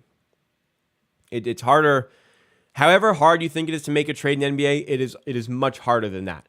It's always much harder than you think. It could be worse. It could be a lot worse. You're down by 14. There's a whole half of basketball to go. Third quarters have been our problem, but I mean, you're already down before the third quarter. Maybe you come out with a different psychological edge here. We'll see what we can create. But so far, a lot of these teams' problems have definitely been highlighted. I'm going to go fill up my water and go to the bathroom, as I normally do at halftime. When I come back, we'll go through our halftime segment. We'll break down what we saw.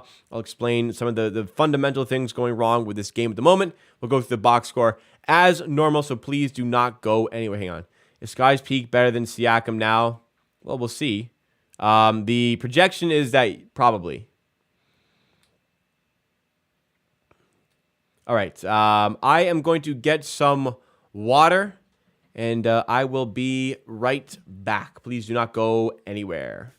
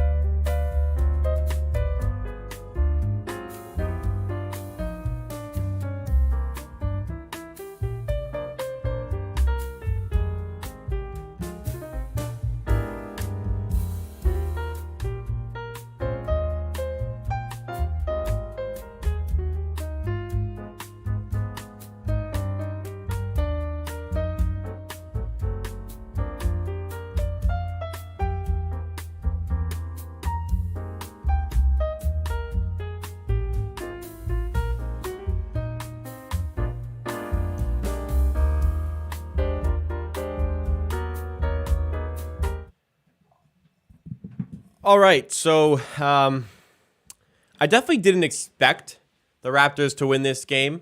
Far from it. I didn't expect them to look great without Fred VanVleet. I did not expect them to look as bad as they do right now, because they look absolutely shocking on both ends of the floor here. It is really, really bad right now. Thankfully, you kind of weathered it a little bit. You're down by 14, whole half of basketball left. Like, that's not the most impossible task I have ever seen, but it is pretty bleak circumstances here based on how the game is going so far. Let's hope to definitely try and fix that as we go into the second half of this game. So what was kind of the most glaring things? Well, the single most glaring thing is that you still don't have a rim protector. There's a lot of lobs here. There's a lot of easy lanes to the basket. There's a lot of dunks. There just isn't really anybody who's able to stop those things from happening at the moment. Trade, like, this is just what I'm telling. Trade Fred for Josh Giddey. Why would Oklahoma trade their up-and-coming point guard for a player on an expiring contract who's going to leave for free at the end of the season? Once again, these are not just guys. Seek TD. Let's fucking go, baby. These are not just guys in a Walmart that you just there's a price tag you pay and he's on your, like, no. Like, they need to be available for trade, first of all, and then you need to be able to entice them with an offer. All right. Rim protection still an issue. 3-point shooting obviously continues to be an issue. Right now, I mean, the half-court offense is so bland and so, like, nothing happening yet still you're getting open 3-point shots. You're not knocking down enough of them. OG has had a few he's not hit. Juancho Hernan-Gomez continues to forget how to shoot a basketball. Gary Trent's hitting a couple of them to kind of help bail you out there. But again, that is another problem for this team. And a real glaring issue right now. Well, part of the rim attack is also the rebounding. They are killing us on the glass on both ends of the floor. That is a very clear problem for this team.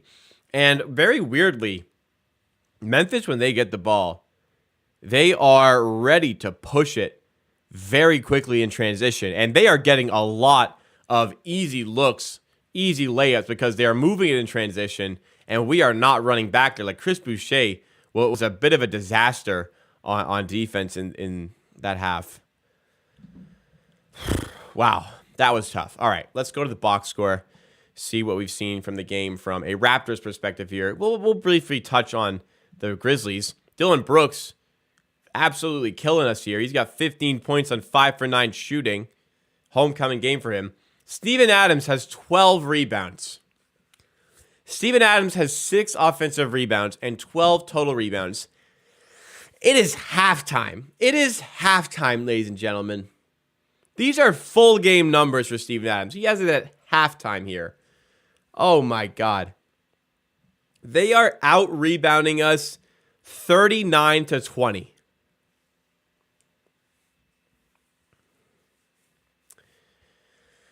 Oh, my Lord. All right. Offense. Siakam, not his most efficient night. He has 11 points. That could turn around very quickly, as we saw in the Clippers game.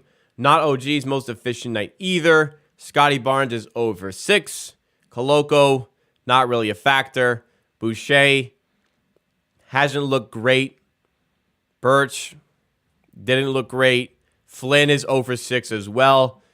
Really coming back down to earth. Let's hope we can find some form back. Down actually looked okay in his brief minutes, though nothing really offensively. Gary Trent looking good again. The defense is still questionable, but I mean, right now everybody's defense sucks. So why not at least have a guy who can hit a 3-pointer? Gary Trent is 4 for 6 from 3 in this game. Going to the team stats, it's ugly. We're shooting 30% from the field. We're actually shooting 37% from 3, which isn't that bad. We are shooting 30% from the field. They are shooting 42 and 44% from 3. So not even shooting that well here. But when they out-rebound you 39-20, they're going to get a lot of extra possessions, and they are going to score quite a bit on those extra possessions, even though you forced more turnovers here. 32 points in the paint for the Grizzlies compared to our 12. It tells the story of the way the game is going here. They have people who can stop you from scoring at the rim. We have nobody who can stop them from scoring at the rim. And in turn, it's just leading to horrible sets in those areas. Horrible. We can't get stops at the rim. We can't score at the rim. Ugly-ass basketball game on display right now from the Toronto Raptors. But I've seen turnarounds.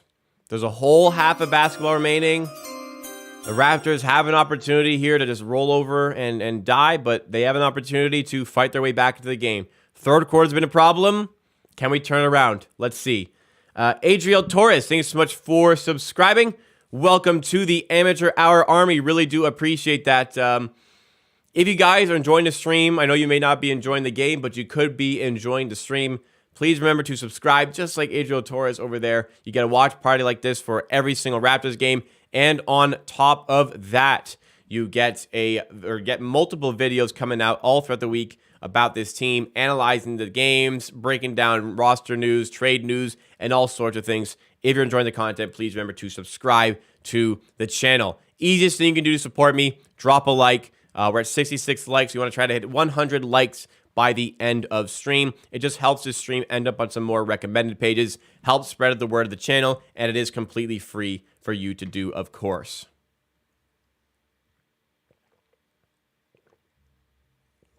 Aiden has not a no trade clause, but Aiden can veto any trade for the entire year.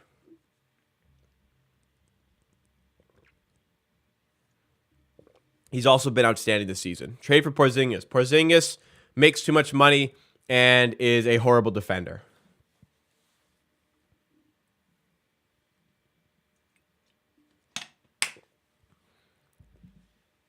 Like, that just doesn't fix the problems here. Do I think they'll cover 10.5? I don't know. You know what? I'm not going to say one way or another. Oh, you have your rent on it. Will they cover 10.5? 10.5 is probably a pretty fair price. I would guess they don't cover that. But maybe they do. You're in here a lot talking about bets. You don't have half your rent on it. You have a manageable amount of money that you normally bet. So if it's half your rent, then seek help. But I don't think it is. Pacers Cavaliers game is really good. I have money on Pacers, so that'd be a pretty sweet win. They were big underdogs. Fred, Trent, Boucher, and Birch for Zach LaVine and Vucevic. Think about it from Chicago's perspective. Chicago wouldn't do that trade. They get Birch, who means nothing, Boucher, who doesn't mean much, 2 expiring players. I don't even want Vucevic. Like, I don't want Vucevic.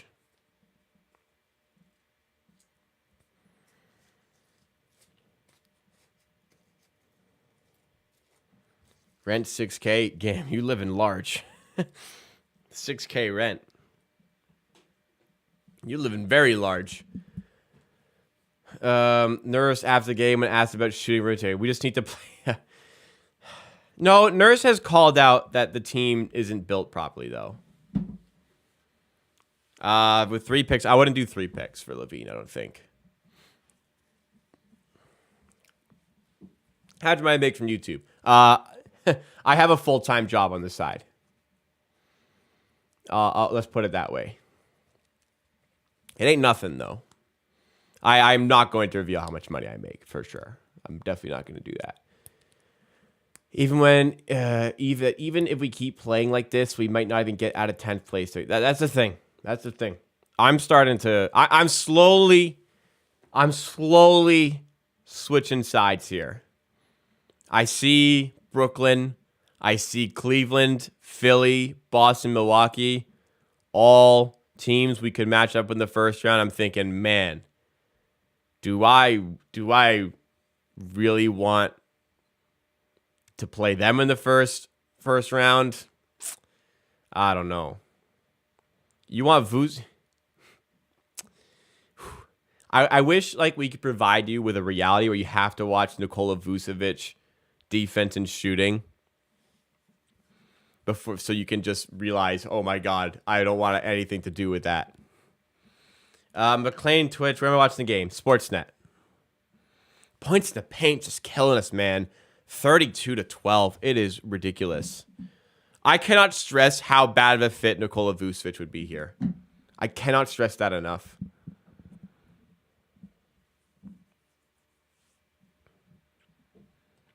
Talk to a Chicago fan about Nikola Vucevic.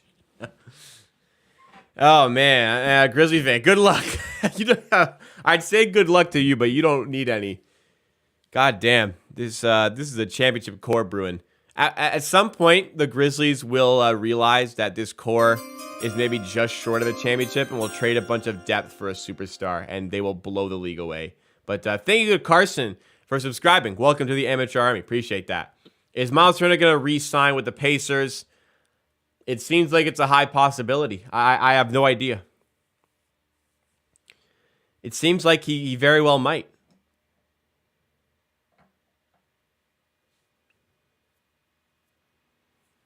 All right, we are back in it for the second half. The Memphis Grizzlies well-oiled machine is in here. Brooks, layup is no good, and rebound by the Raptors. All right, can we get something going here? Cleveland, I think Cleveland would beat us in the playoffs, but I think we have a really good shot against them. The way Brooklyn are playing right now, Boston, Milwaukee, Philly, I don't think we'd beat. Siakam starts off the half with a step back in mid-range to make it a 12-point game. Siakam is 4 for 10, and he now has 11 points, I think. Maybe 13? 13. Floater's up there for Morant, and it drops. Vucevic is a great one-way player. That's still, I wouldn't go that far. Regular season, like, kind of. You get to the playoffs, and you realize Vucevic can't hit threes for shit. It's a different story. Siakam going up and fouled. Siakam going to head to the free throw line here. We'll see if he can will us back into this game.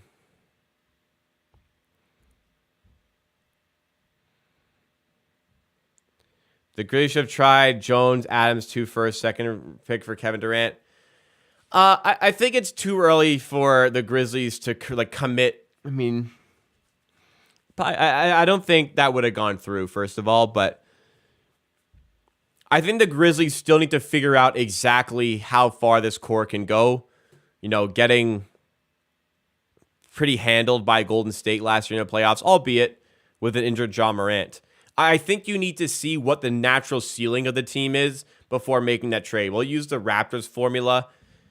Like, we played out the DeRozan Lowry core as far as we could, and we realized what was just exactly what was missing.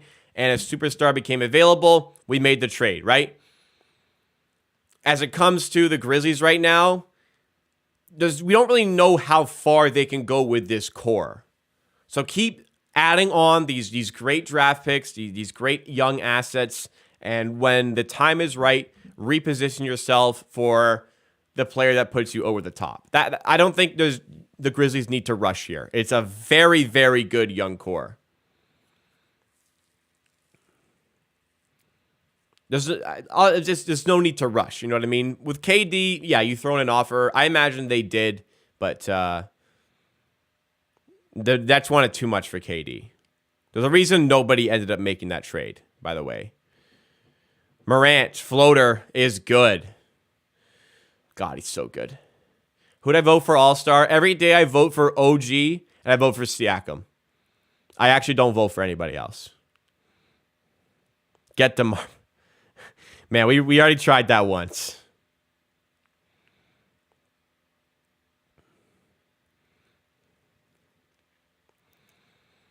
Siakam backing down Brooks, fading away, but a travel is called, and it's a turnover. Still a 15-point game.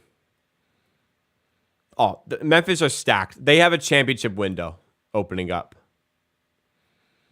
Mike Conley would be an interesting backup guard once his contract's done and he's cheaper.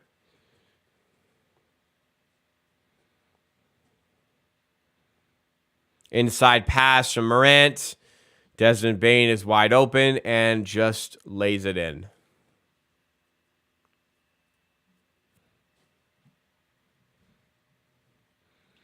Trent, floater, is good.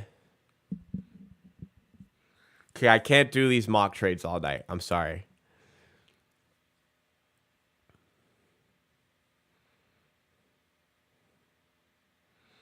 Jaren Jackson lays it in there. Nobody's stopping him. Pelicans are going to be a good team, too. 7-game series, I think the Pelicans are also better. But maybe not. I think that would be a great series, by the way. Barnes gets his own miss, and Scottie Barnes has his first field goal of the night. He's now 1 for 8.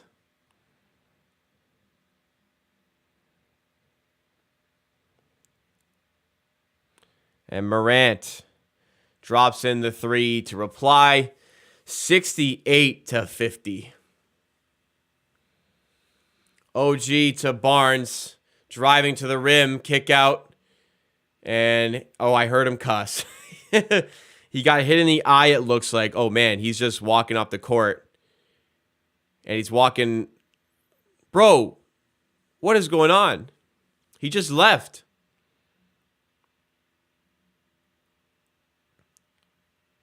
That was weird. Okay. That was really weird. I know he's hurt, but that was very strange. He just walked off the court.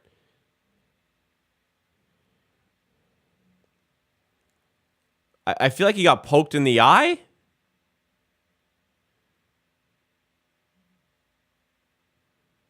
But like, just walked out. What the hell was that? Okay, like that. Regardless, like that was a very strange reaction there. Okay, jump ball called.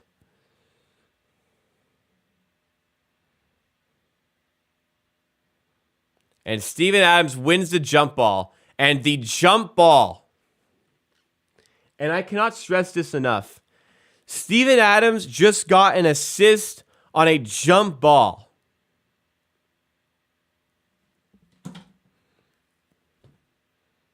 He just jumped up, he batted it forward, and it sent Ja Morant on a wide open dunk.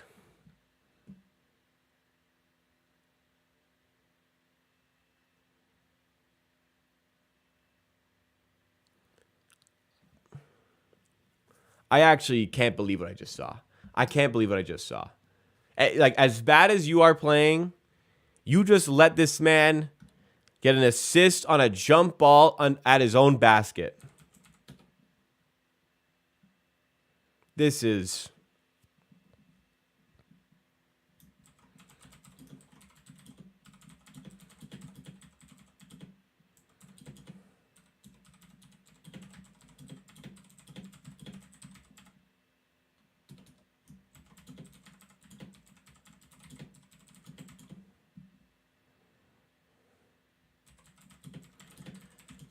that was so bad.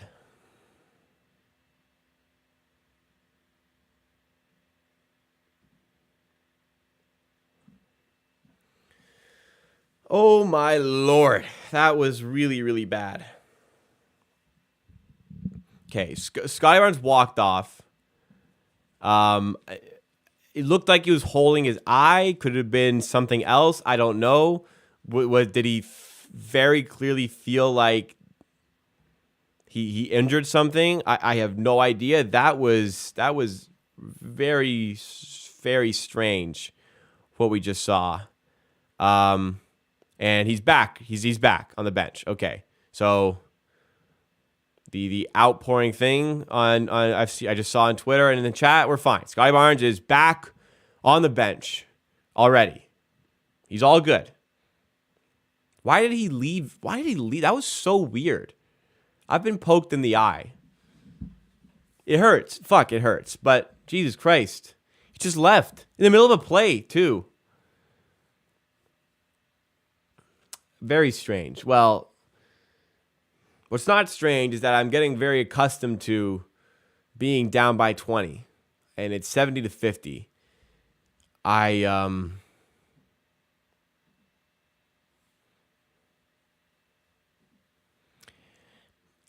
We're playing like shit. Just plain simple. We're playing like dog shit, man.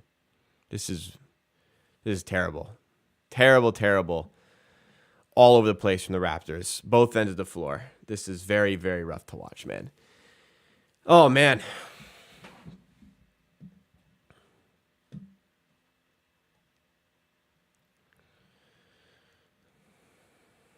I still can't get over allowing a guy to get an assist on a jump ball. I can't get over that.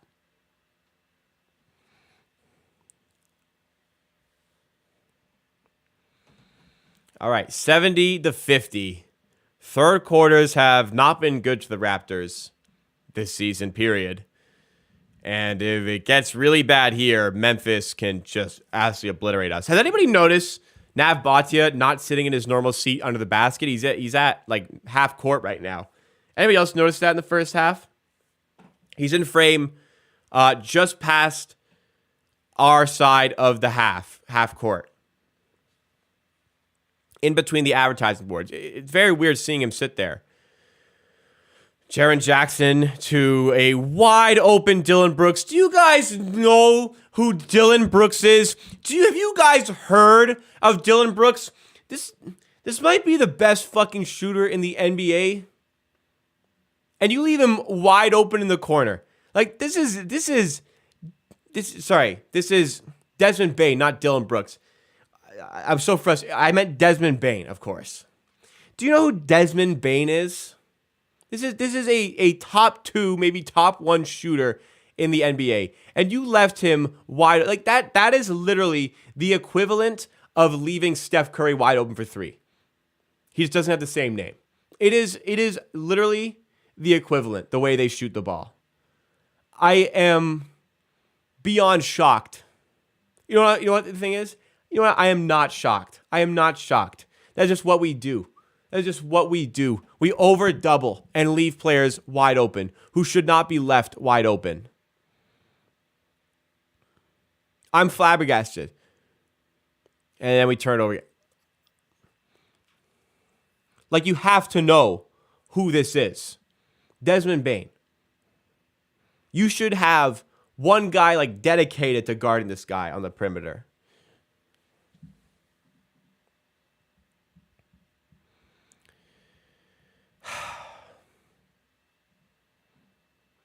Siakam lays it in. He's got 18. Anybody tailed that super boost on Bet365? Morant is 3 away. Siakam's 2 away at least. All right, now I forgot. I don't blame you. If like I said, I'll just say a lot of games. If I'm not streaming, I'm like that. I'm done with this game.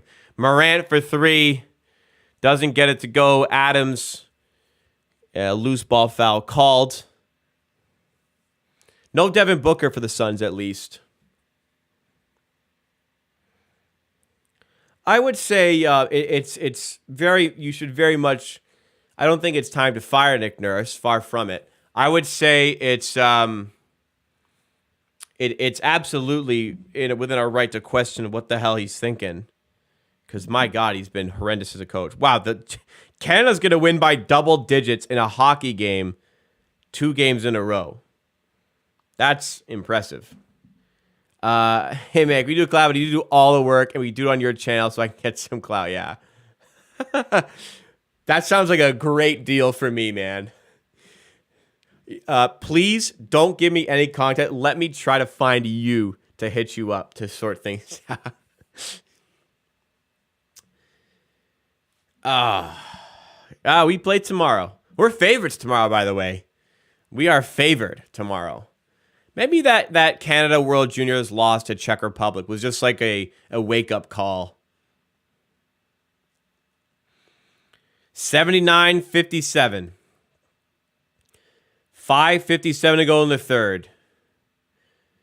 If you're enjoying my stream, maybe not the game, but you're enjoying my stream, please remember to drop a like to support the content. Let's still try to get to 100 likes on today's stream. It just does go a long way to supporting the channel. Let's try to close out 2022 well. By the way, Scottie Barnes is back in the game. Stu just walked off the court in the middle of a possession, and he's back now. DeAndre Ayton's licking his fucking chops right now. Oh, gee. Ooh, to the rim with the slam. Throws it down. We'll have some fun. There goes that man. DeAndre Ayton is licking his fucking chops. Who the hell is going to stop that guy tomorrow? DeAndre Ayton's going to drop a 40-point triple-double.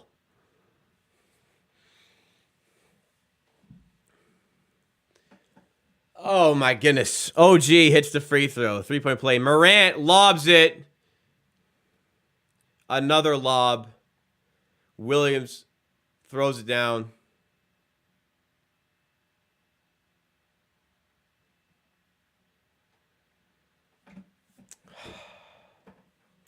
How many alley? Too many. Far too many.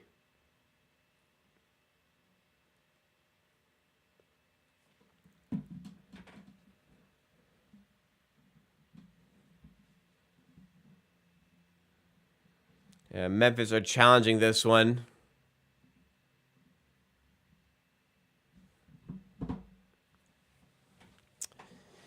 Chris Paul gets 0-point triple-double. I don't know about that, but Ayton, we can't even stop Steven Adams, man. Barnes is back on the floor. Yes, he is. He is back playing. Do you have a backup team to watch in this scenario? We don't make in this scenario. Don't make, I still just watch games. Like it's nothing. I don't have backup teams.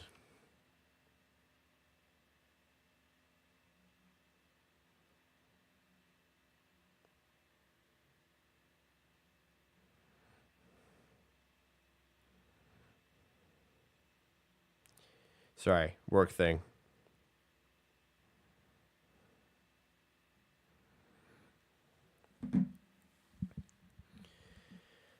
Yeah, it just, I was thinking that Cleveland game, maybe not the Cleveland game, but like the Knicks game, like that's the real Raptors coming out. And maybe we're taking a turn for the better here. You get a really good shooting night against Cleveland. You obviously can't sustain that, but at least, maybe you find something of the sorts. But those are the anomaly sort of games. This is like what we are. We just consistently look this bad.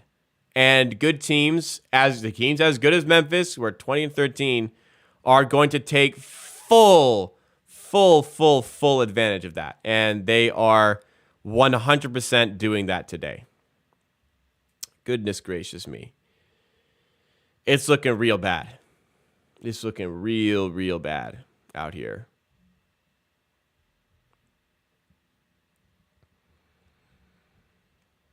I mean, look, this guy's injured. I don't think Otto Porter Jr. or Precious Achiuwa moved the needle that much. This is the type of game that makes me turn to the dark side.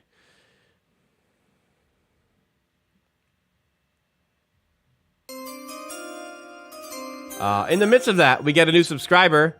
We actually had two. I actually didn't shout out the most recent one, but Carson and now Erica have subscribed. Welcome to the Amateur Hour Army. Appreciate that. You just subscribe yourself to a watch party like this for all Raptors games and videos that break down and analyze this team coming out all throughout the week. Thank you so much to our new subscribers. Subscribe for more content just like this, everybody.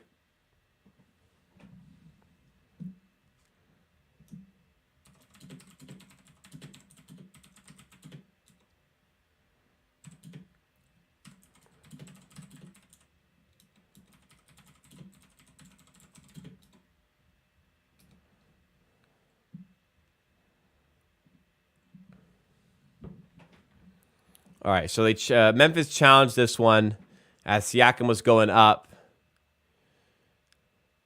They might win that. I feel like they won't overturn that. They could though. I don't know who we all think Precious Achiuwa is. He was a pylon on defense when he was healthy this season, by the way. We're acting like he's some savior on defense. He's not. He's just not.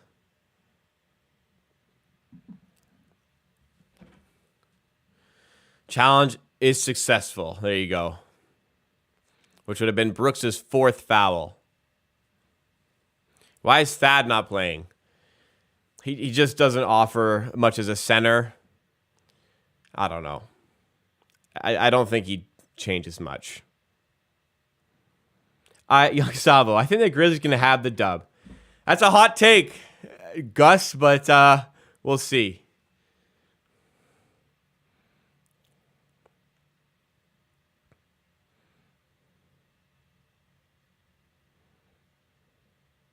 Please don't let Steven Adams get an assist on this jump ball.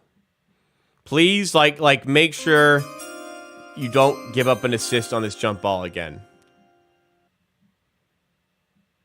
Steven Adams wins it. By the way, Steven Adams is exceptional at jump balls. Like, statistically, I think he wins 90% of them. Oh, damn. Almost took off somebody's head in the crowd.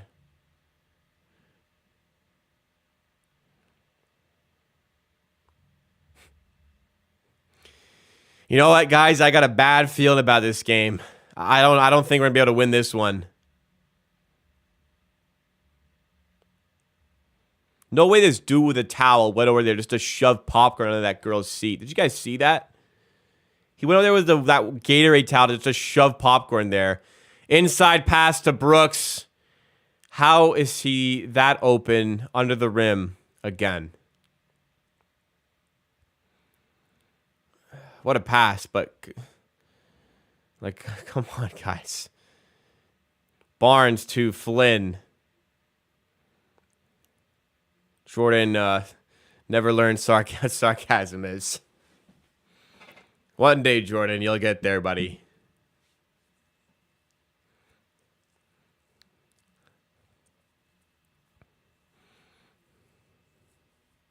Morant, dish out to Aldama for 3. Doesn't go. Rebound by Boucher eventually. 83-62. Let's just let Siakam cook, though. Siakam cooking there. Slashes to the rim and gets the bucket to drop. Brooks to Aldama. Kick out to Williams. He steps inside. Fires out to Morant. Morant, one-on-one with Flynn. He wants this matchup. Uh-oh. Nice defense, but he passes inside to Adams. Barnes fell asleep. Adams dunks. Easy. Ja Morant has 13 assists. We are still in the third quarter. OG floater just rims out. Boucher puts it up, and he's fouled. And one. No identity is a good way to describe it. It's just let Pascal cook. But then nobody else. Ja Morant's dad is 32. I just don't think that's true. You know what? I'm just gonna. I'd like to know how old he is, just like to know.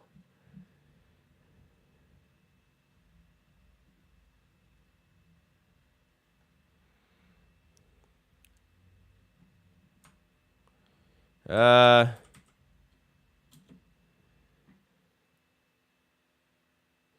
don't know how old his dad is. Quick Google search yielded nothing. All right, Raptors making a short run here. Barnes puts it in. 85-69. He's 47. Okay. I didn't think he was 32, but I just wanted to verify how incorrect it was. 85-69. Brooks. Behind the back to Williams, who loses it. Well done by Siakam to get the steal. Barnes in transition to OG for 3. Brick. Oh, just Barnes rebound. He puts it in. 85-71. Okay.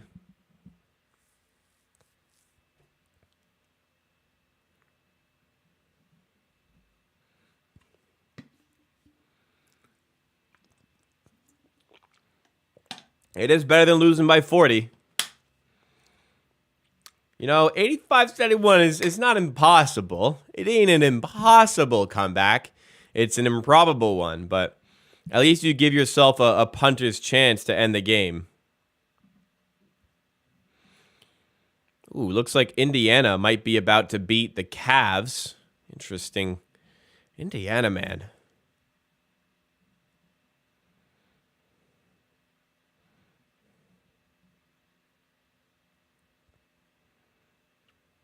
A loss is a loss. I'd rather lose by 10 than 40, though. A loss is a loss, but like you could lose by 70, you could lose by 1. One of them is better than the other. They are still losses on your record, yes, but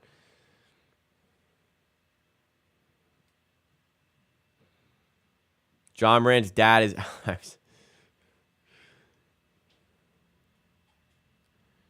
Oh, Phoenix, you're correct. Bro, the Cavs had OG instead of Okoro. Like that's a chip. That's a chip.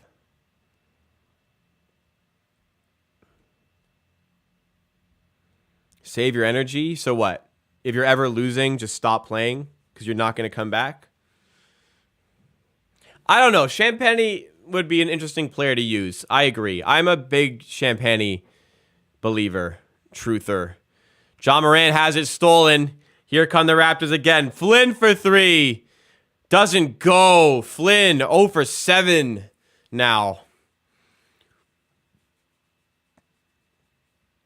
85-71. Ja Morant to, who is this? Contra for 3. Got it. Ends the run. 88-71. Siakam. Backing down Bane. Rims out. OG for 3. Wide open. No good again. Another good look there for the Raptors that they cannot make do with. Ja Morant fighting his way to the rim, laying it up and laying it in with ease. 90-71. Back to 19 points. OG. Layup is no good. Another miss. Flynn gets the rebound to Boucher. Up fake that really got nobody. Fights his way to the rim and misses the short floater. A lot of those short shots are just not fucking falling, man. Those are the ones you got to make. Bane. Step back 3. Do you like... Do we know who Desmond Bane is? Have we heard of... Have you guys heard of Desmond Bane? He can hit. He's a good 3-point shooter that has been open too many times. My goodness.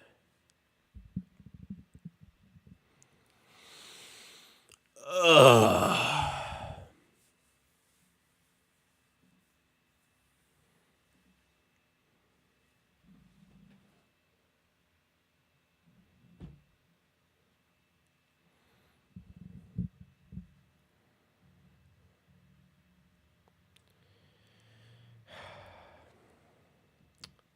This is a really bad game. I mean, you've just been thoroughly crushed the entire game.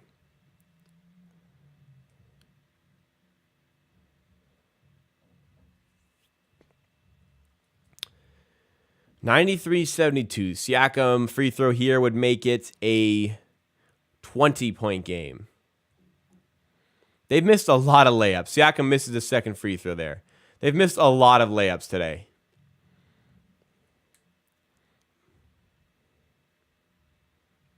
8-1 run since the timeout.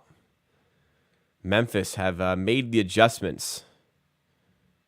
Bane, 41 seconds to go in the third. Gives it to Jackson. Tough shot. Good defensive set. Full court play here as Barnes gets to Trent, who will lay it in and make it a 19-point game. Concher. Moving at Barnes. Gives it to Clark. Clark fighting his way inside. He traveled. They call a carry. I think he traveled first, and then he carried. Anyways. Forced turnover. Try and get Wiggins. What would he do? What would he do? Barnes to Siakam. SJ Trey when? Never. 93-74. Raptors last shot of the quarter. 6 seconds. Siakam to Trent. Steps inside in mid-range and is fouled with 0.9 seconds to go. He'll be heading to the line here.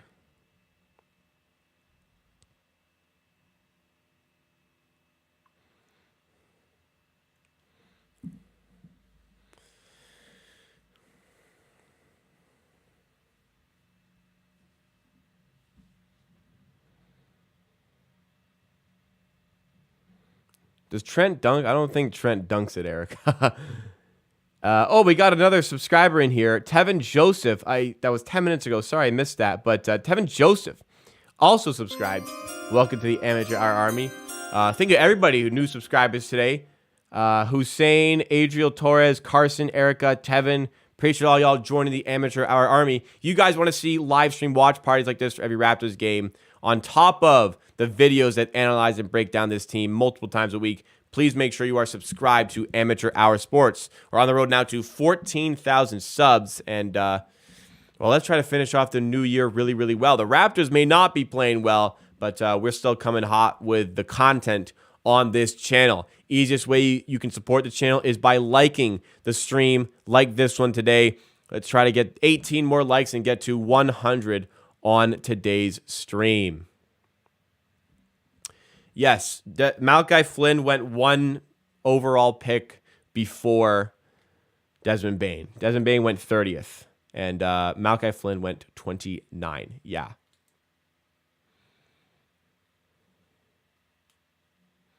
It's one that will haunt me, for sure. To be fair, Malachi was a good pick at the time. Nobody could have foreseen the rise of Desmond Bane. I mean, the Grizzlies did because they traded for that pick. Boston actually drafted Desmond Bane. So they're going to be kicking themselves maybe even more. Well, we're not tanking. It's very clear that we're not tanking right now. Later, well, we'll see. If guys are out injured and trades happen, then we will really know. But at this moment, absolutely, the team is not committed to tanking. They're just playing like shit. Maybe that's even more concerning to you. They're just playing really, really bad.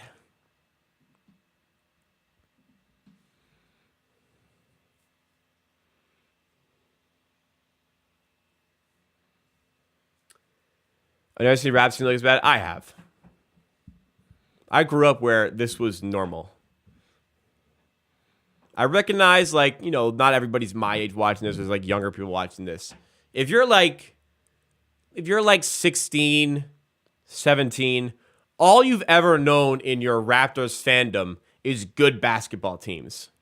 Whereas I grew up, his team was one of the worst teams and worst organizations in the NBA. Sharp contrast to where we are today. But yeah, it's bad basketball. Barnes is putting up a 6-6-4 night. 6-6-4 on 3 for 10 shooting. Why is Masai waiting to trade Trent to Golden State for Kuminga and Wiseman? Number one, Wiseman is the single worst defender in the NBA. That is not hyperbolic. That is fact. Kuminga, why would the Warriors want to trade Kuminga for a guy on an expiring contract? That doesn't make any sense. Number three, Gary Trent makes $18 million. Kuminga and Wiseman are both on rookie contracts and don't make enough money to balance out the salaries in that trade. Those are your reasons. PW used to give up free slices every time the Raps are blown up by 25 plus. Bro, they'd go out of business. No. I had to. That was teed up too much. So to everybody who watched Andrea Bargnani ball. Exactly. Gary Trent for 3 at the buzzer. Got it. 93-78, 15-point game. Here we go, everybody.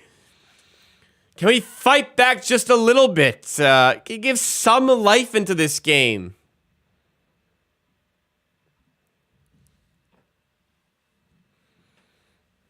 Down with the steal. Raptors in transition. Can they add on some more? Down layup is no good. Boucher puts in the rebound. Okay. Yep. 13-point game. This ain't impossible.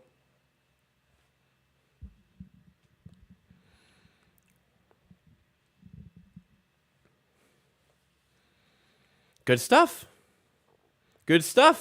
Gary Trent. Play this guy more, man. Jeff Dowden Jr. is not a prospect. He's 25. That's a man. He's older than me. I would say a guy my age is not a prospect. He's older than me by 2 years. All right, 93-80. Yeah, you're probably not going to win this game. Can you provide some sort of excitement? Let's see what we can do.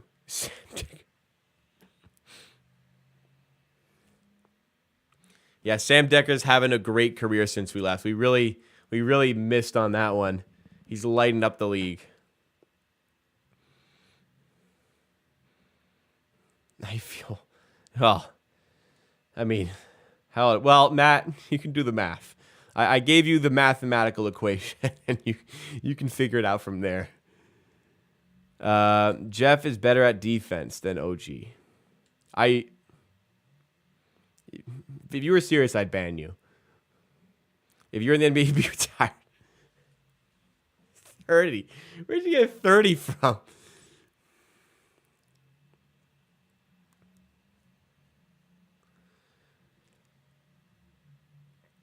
I prayed. I feel like we might cut. Well, look, 93-80. We're probably still not going to win this game.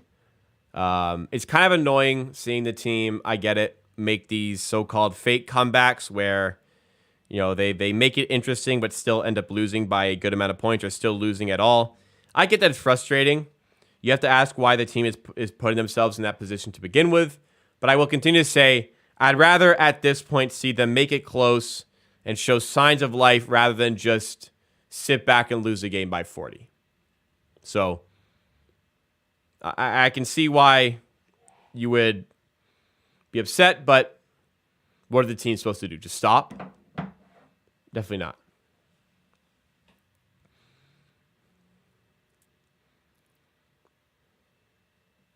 Two straight 20-point games for Trent, and not in a ton of minutes either. He's been scoring a lot, not getting a ton of minutes. Too long, didn't read. Raptors can't protect the rim or guard three-point shooters or score in the half court. There you go. All right, Grizzlies keep their bench out there. We'll see what the Raptors can do. Well, it's not their bench. It's 3 bench guys. Brandon Clark, layup is good as he gets past Scottie Barnes at the rim. I think we might be able to sneak a first for Trent. Maybe. Malachi Flynn drives in. Good look, and he's fouled as he's going up for the tough layup. You need Ja Morant 25 plus. If the Raptors make it closer, you might get more Ja minutes. I don't think he's hitting 25, though. Yeah, who's the scapegoat? Fred VanVleet's on the bench, so you can't blame him today. Can't be Scottie Barnes. God forbid. It shouldn't be. I'm not saying there should be one. I'm just saying it's what people do. I swear I've seen the store that was selling that shirt that Precious Achiuwa is wearing. I wonder if he bought it there. Roman, I'm fully aware of what is at stake in this game. I'm fully aware of what is at stake. Desmond Bane to Jones. Back to Bane. Easy lane to the rim. Loses handle on the way, but it still ends up in the hands of Concher, who puts it down. 16-point game. 10 minutes to go. Gary Trent puts it up. No good, but Boucher puts in the rebound. How tall am I? I am probably very slightly taller than Fred VanVleet. Josh Richardson would be a nice trade along with Pirtle if you can manufacture it. 14-point game. Barnes in transition. Gives it to Doughton, who's blocked. Ooh, but Doughton is going to head to the line here, and Memphis cannot challenge. Doughton, a okay free throw shooter. Let's see if he can chip this down to a 12-point game. Is Solano out? No. They're just going with Doughton today. Been playing fine.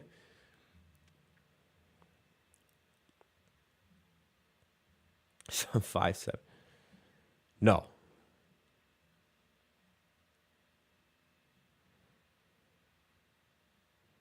Doughton at the line. First free throw is good. Fred is not 6'2".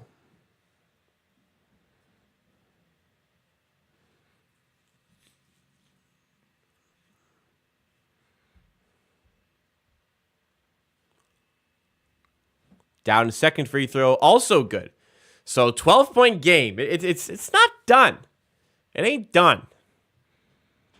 Memphis still got to see this one out. Break the full court press. Concher to the rim.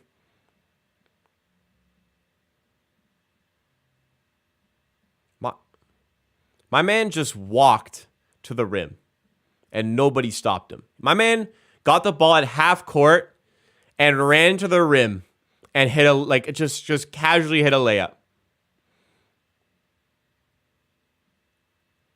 He telegraphed what he was going to do for an entire half of the court, and nobody stopped him. He just ran in, laid it up. How easy was that, man? 100 to 85. Back to 15, rather. Flynn to Trent. Trent to Barnes. Barnes throws down the dunk. A nice feed there by Flynn. It's a 13-point game, 100 to 87. Raptors, the players still believe out there. The crowd still believes a little bit.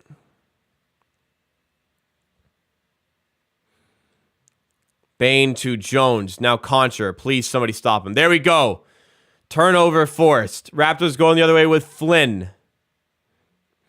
Taking it past Concher. Nice move. Almost turns it over. And eventually ends up in the hands of Gary Trent somehow. Daunting to Flynn for three. Way off. Barnes gets the rebound, lays it in, and it's an 11-point game in Toronto. Okay. Just like you draw it up. Trevor Gleason showing why he still has a job with the way he drew that one up. And the starters getting ready to come back in for the Grizzlies. Layup by Jones there. Big bucket. Ja is not on the floor. No. 102-89. Flynn to Boucher. Now Trent to Flynn. Open three is good. Malachi Flynn knocks it down, and it's a 10-point game. Memphis letting it slip a little bit.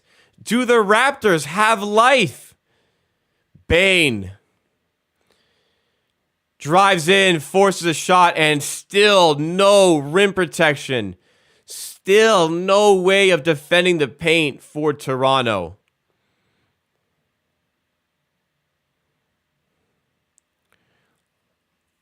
How am I going to watch the rest of the season with no rim protector, man? Malachi does well to get to the rim. Misses the layup. Scottie Barnes, though. Put back and the foul. 10-point game and a free throw. This is a game, guys. This is a game.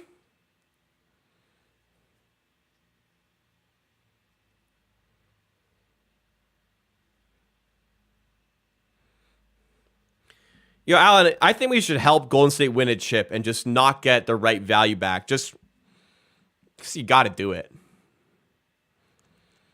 We just got to take a horrible player back who contributes nothing to the trade. All right, 104-94.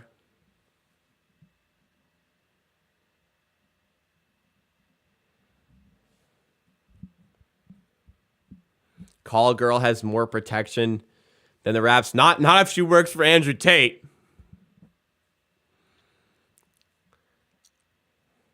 Desmond Bane fouls out. Okay. We got some time here. 104-94. 7:21 to go.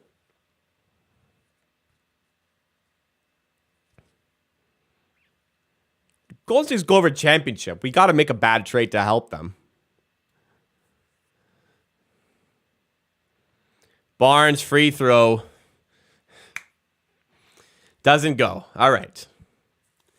10-point game. Memphis bringing their starters back out minus Bane, who has fouled out. Jones is in his place. Here's Brooks. And he's fouled by Trent. 7:06 to go. 10-point game. Trent is called for the foul there. Nurse does have a challenge available. We'll see if he uses it. He is going to use it here. Or was he joking with his bench? Okay, he was joking. He's not going to challenge. He's not challenging.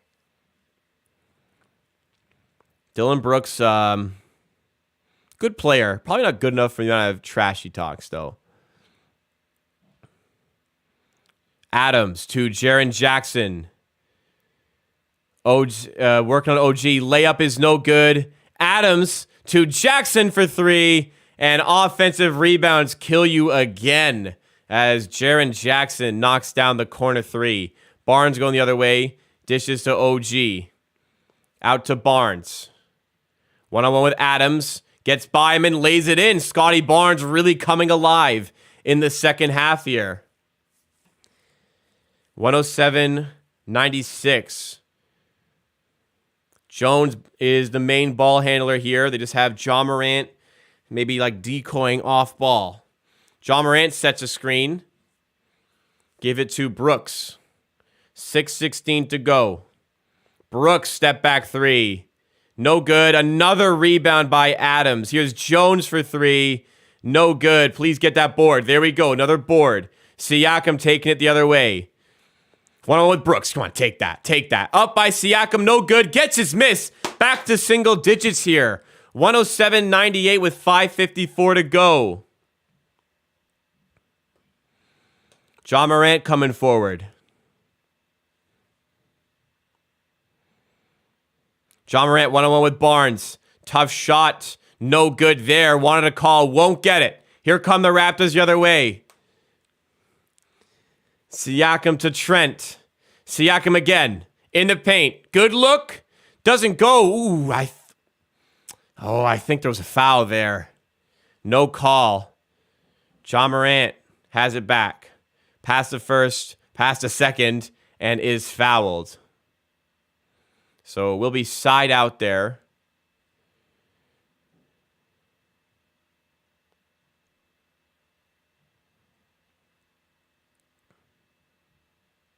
Oh, they're going to look at the Jaren Jackson three. And it was a three. They were looking at it. This is a three. Why did they show me that fucking replay, guys? It was clearly it.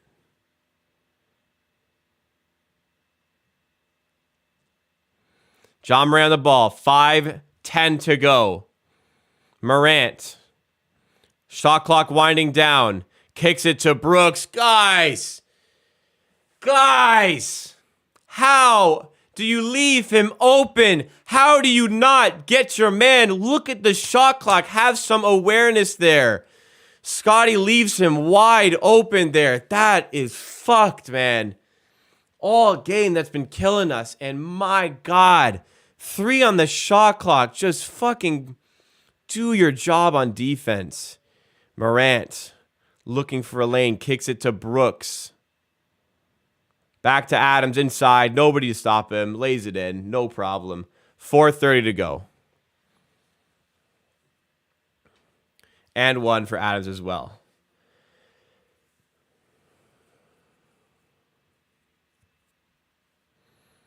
Well, Alan, I think that the only trade in the world available is trading him to Golden State in a trade that wouldn't work because of salaries. No other trade possible.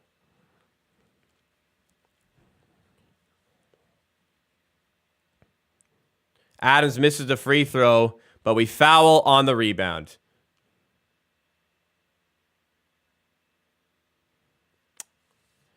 God, you make it close just to make stupid mistakes down the stretch like that.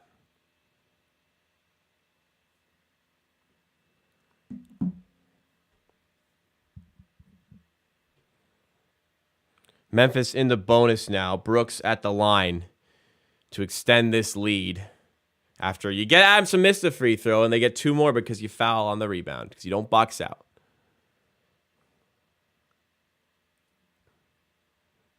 I mean, Barnes is having a great second half.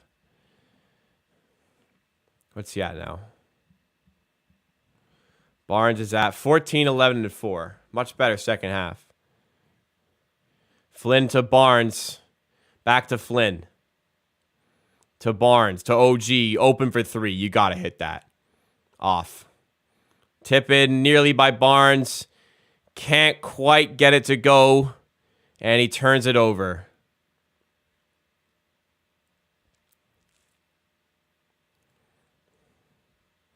Back to 15. Had it as close as 9, but never got it even closer. Any closer. Morant swings it to Concher for 3. No good. Rebound by Flynn.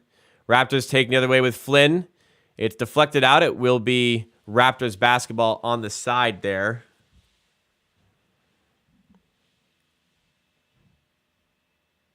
Oh, damn. Mo Wagner got suspended 2 games. Franz Wagner 1 game. Wendell Carter 1 game. Diallo 1 game. Hayes got 3 games. Cole Anthony got 1 game. Man, Orlando got fucked. Orlando playing tomorrow?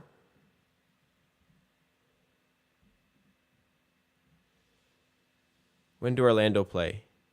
They play Washington tomorrow. 1 sec. If you bet on sports, go bet on Washington tomorrow. 1 sec. Bet on Washington to win tomorrow against the Orlando Magic.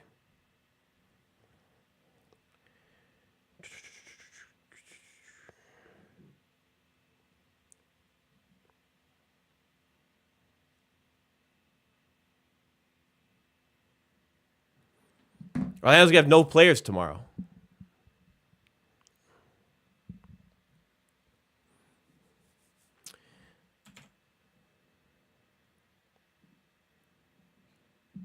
Wow. All right. Beat that one. Tomorrow, Orlando are not going to have Franz Wagner, Mo Wagner, Cole Anthony, Mo Bamba, Schofield, RJ Hampton, Kevon Harris, Gary Harris, Wendell Carter. Oh man, that's a big bomb fucking banger, ladies and gentlemen.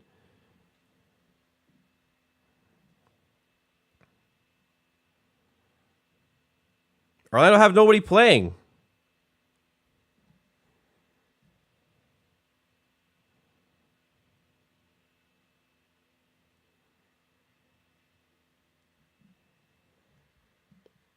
Joe, Orlando's going to get fisted tomorrow.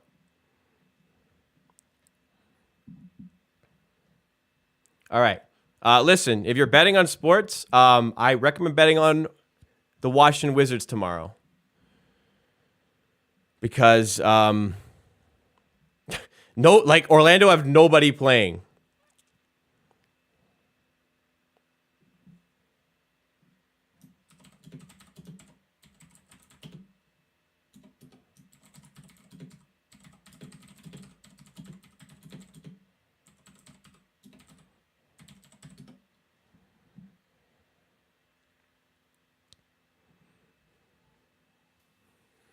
All right. Let's see how that goes tomorrow. All right. Out of the timeout. And we get an offensive rebound on a miss by Scottie. Here's Flynn to Siakam. To Flynn for 3 to keep it alive. No good. Rebound by Adams. And here's Ja Morant now.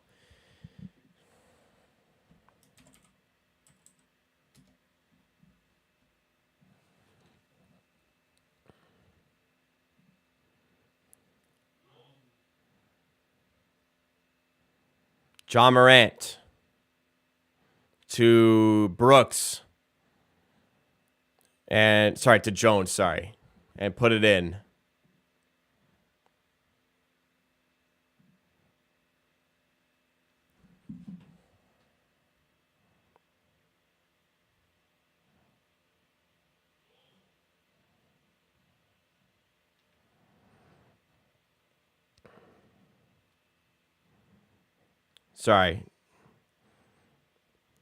There's a bit of an altercation on court here.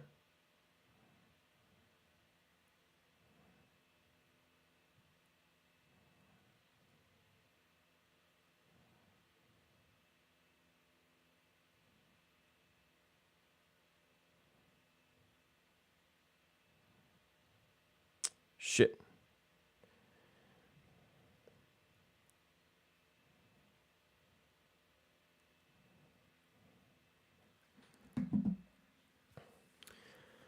Tackle on Siakam, so Brooks at the line now. 116 to 98. Bit of an altercation there. was it 2 technicals? Because Brooks is shooting 2 free throws. And this game is, wow, it was a 9-point game. We had it like respectable, close, but it's just gone now.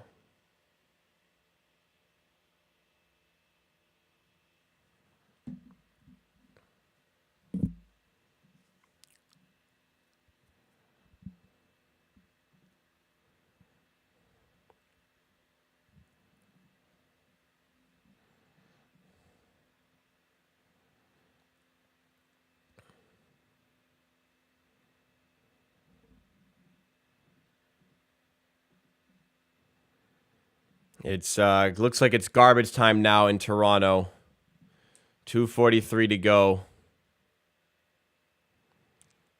I really need one more point from Ja Morant. I don't think I'm going to get it.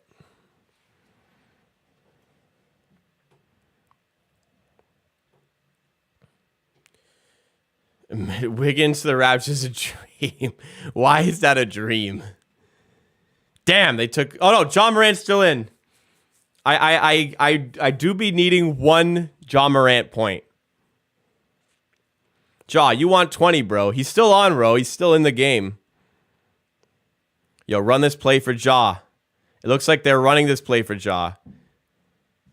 They're going to give him a lane. And he got a shot up. Prayer at the buzzer. Doesn't go. Rebound Raptors. Siakam going the other way. Lobbed up to Boucher, who puts it in. All right. Siakam, he has 25. Here's Jones.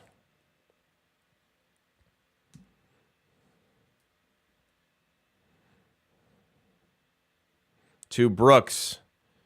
One-on-one with Siakam. And he's fouled. Gonna head to the line here.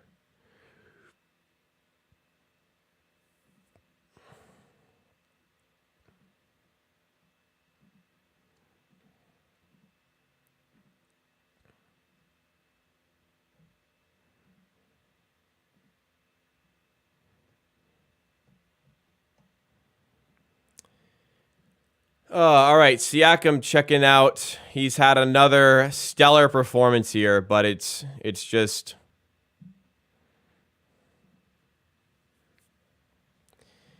another game where he just really doesn't get any help. Man, we are giving this man such a disservice. How good he plays on a daily basis without any help. Ja Morant still in this game. We still got a prayer at that 1 point for Ja Morant. Anybody who took that 365 super boost.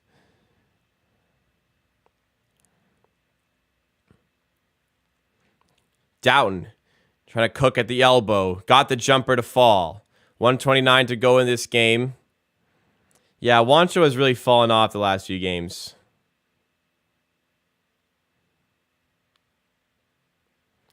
We're not playing Downton for his stunning defense, his stellar defense. I'll tell you that.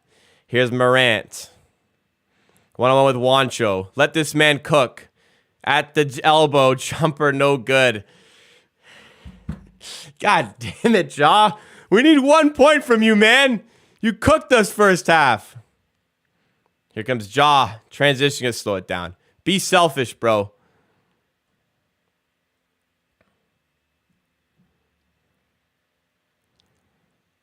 What is he doing, man? Don't run the clock, Ja. Yo, try one more shot. Try one more shot. 4 seconds for Ja. Layup. He's got blocked.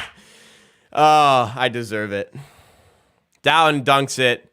And that will do the game. They will roll out the clock here. Damn, man. I mean, fuck. I mean, we're going to lose anyway. Would have been nice if Ja had, like, just got his bucket there. That's a funny way to lose the bet. All right, that will do it here. Tried to have my fun with the game a little bit, but yeah, the Raptors are gonna lose this one.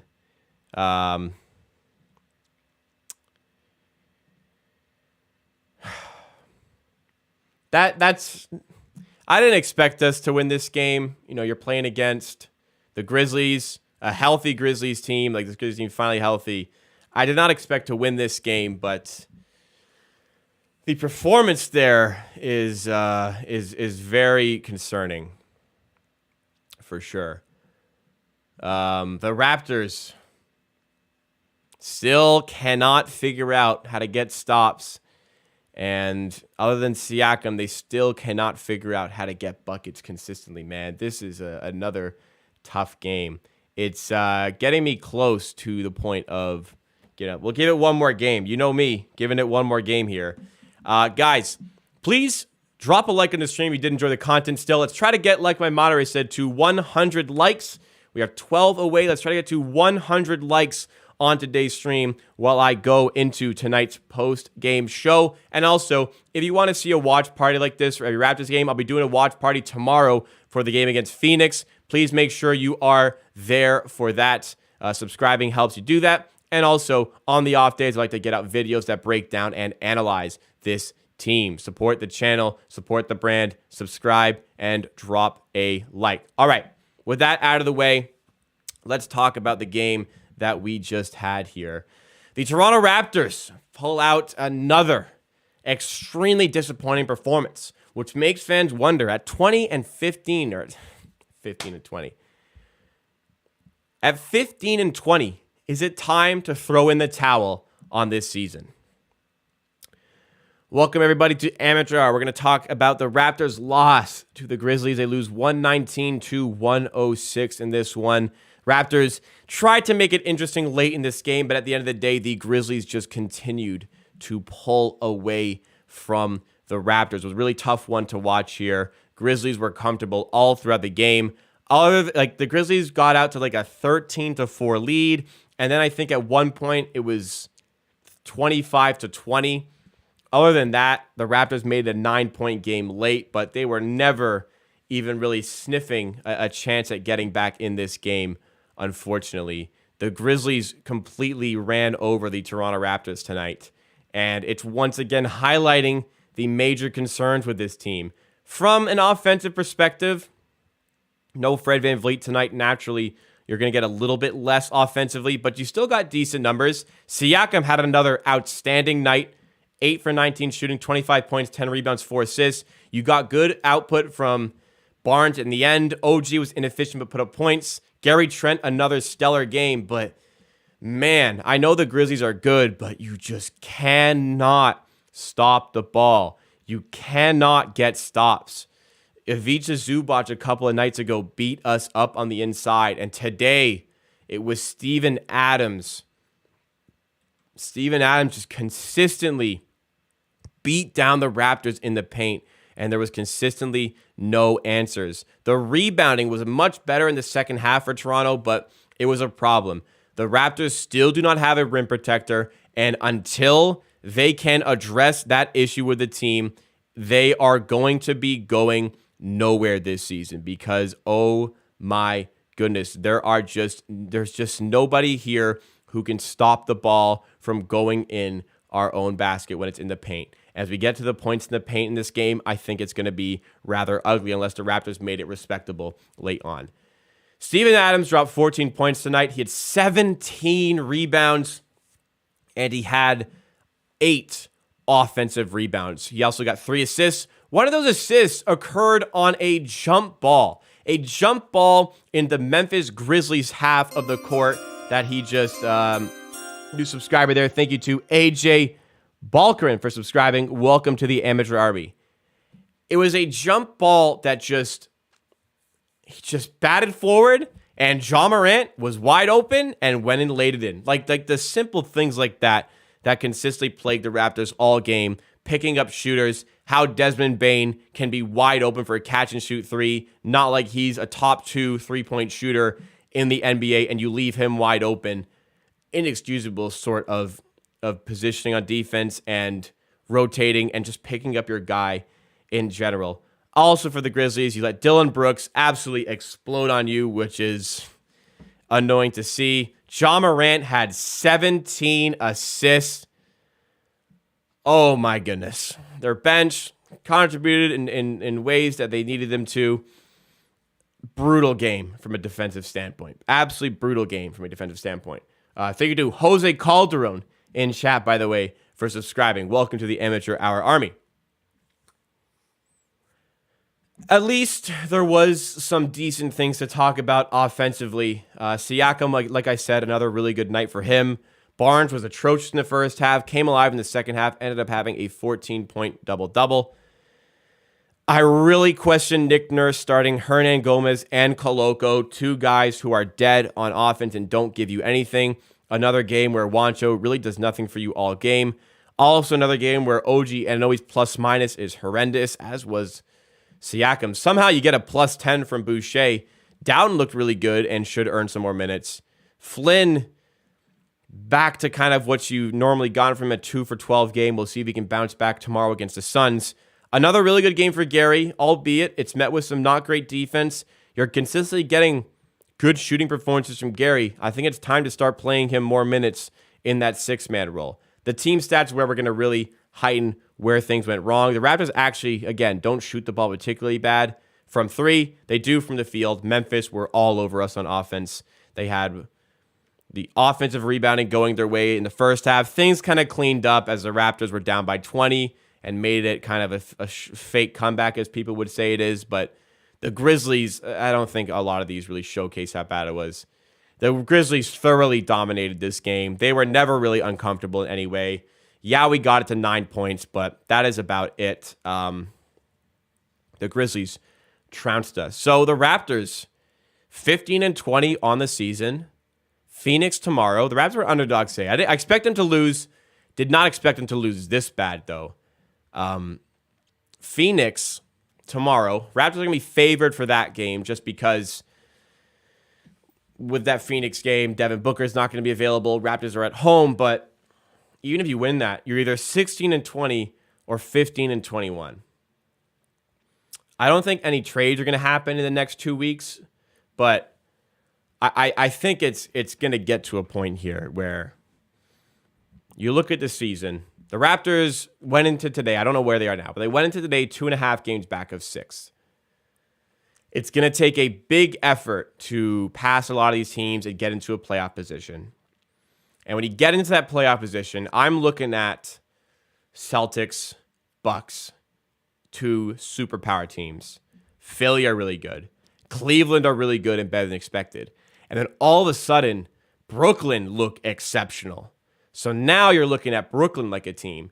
And if you make the playoffs, you're getting one of those 5 seemingly in the first round.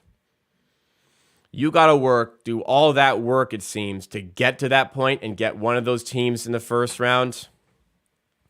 This team is in desperate need of a center, but it's really getting to the point where you're really questioning, is it worth it to make the playoffs this season? Like I said, I've wanted to wait until the end of this stretch. We have one more game in this stretch. If we lose tomorrow to the Suns, I think this season's a wash. We win that, our schedule lightens up a little bit in January, we can see. I don't think there's any trades that are happening in the next week to committing to tanking or not tanking here. But what I saw, what I have seen in the month of December, it's beyond clear. This team's broken. It needs a center desperately. And the front office has to do something.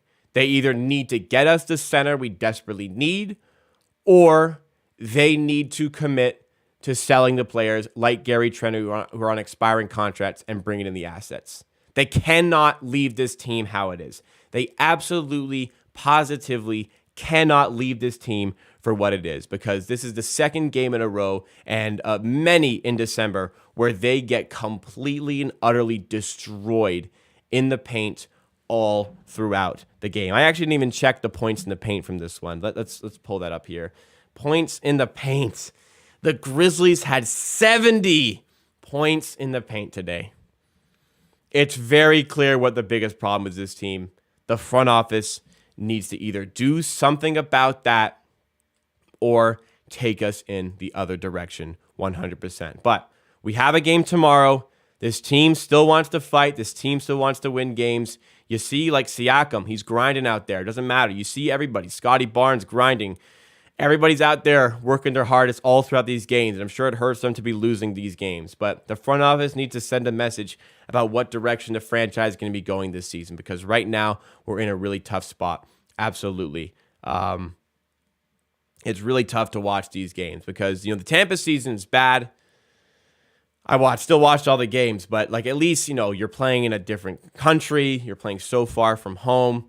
You had all the guys missing for health and safety protocols. But this season, we really, really should be kicking on this season. The fact that we are 5 games under 500 is shocking and really showcasing that this team is broken. And that's all I really have to say. Thanks so much for watching this. Let's do it all tomorrow. I'm doing a live stream on Amateur Sports tomorrow as the Raptors play the Phoenix Suns. Be there 30 minutes before the scheduled start time at 7 p.m. Eastern time. Please drop a like if you enjoyed the content. It goes a long way to supporting and helps us get on some more recommended pages. Really does help out with the YouTube algorithm. And subscribe for more Raptors content just like this. All right, guys, 5 more likes to get to 100 on this stream. Please, if you do want to show your support, if you're on your way out or just, you have enjoyed anything that I have had to say here, do consider dropping a like. It still does go a long way to supporting the content, helping us get to the next level. Let's try to close 2022 with a bang. Schedule for the rest of the year, 2 days. I have a stream coming out tomorrow, Raptors playing the Suns, and I will be doing a video on Saturday to talk about the decision. I said I'm waiting until the end of this stretch. If I think we should tank or not, the decision will come on New Year's Eve. New Year's Day, see ya. I'm not doing any fucking content that day. And I believe the Raptors play on the 2nd, so I'll be doing I'll be back in it for a stream for that one. So all right. Yeah, tough night here. Tough pill to swallow on that one, but hopefully see you guys tomorrow. Thank you for 100 likes, everybody. Appreciate that. Subscribe on your way out as well if you want to see more streams like this and more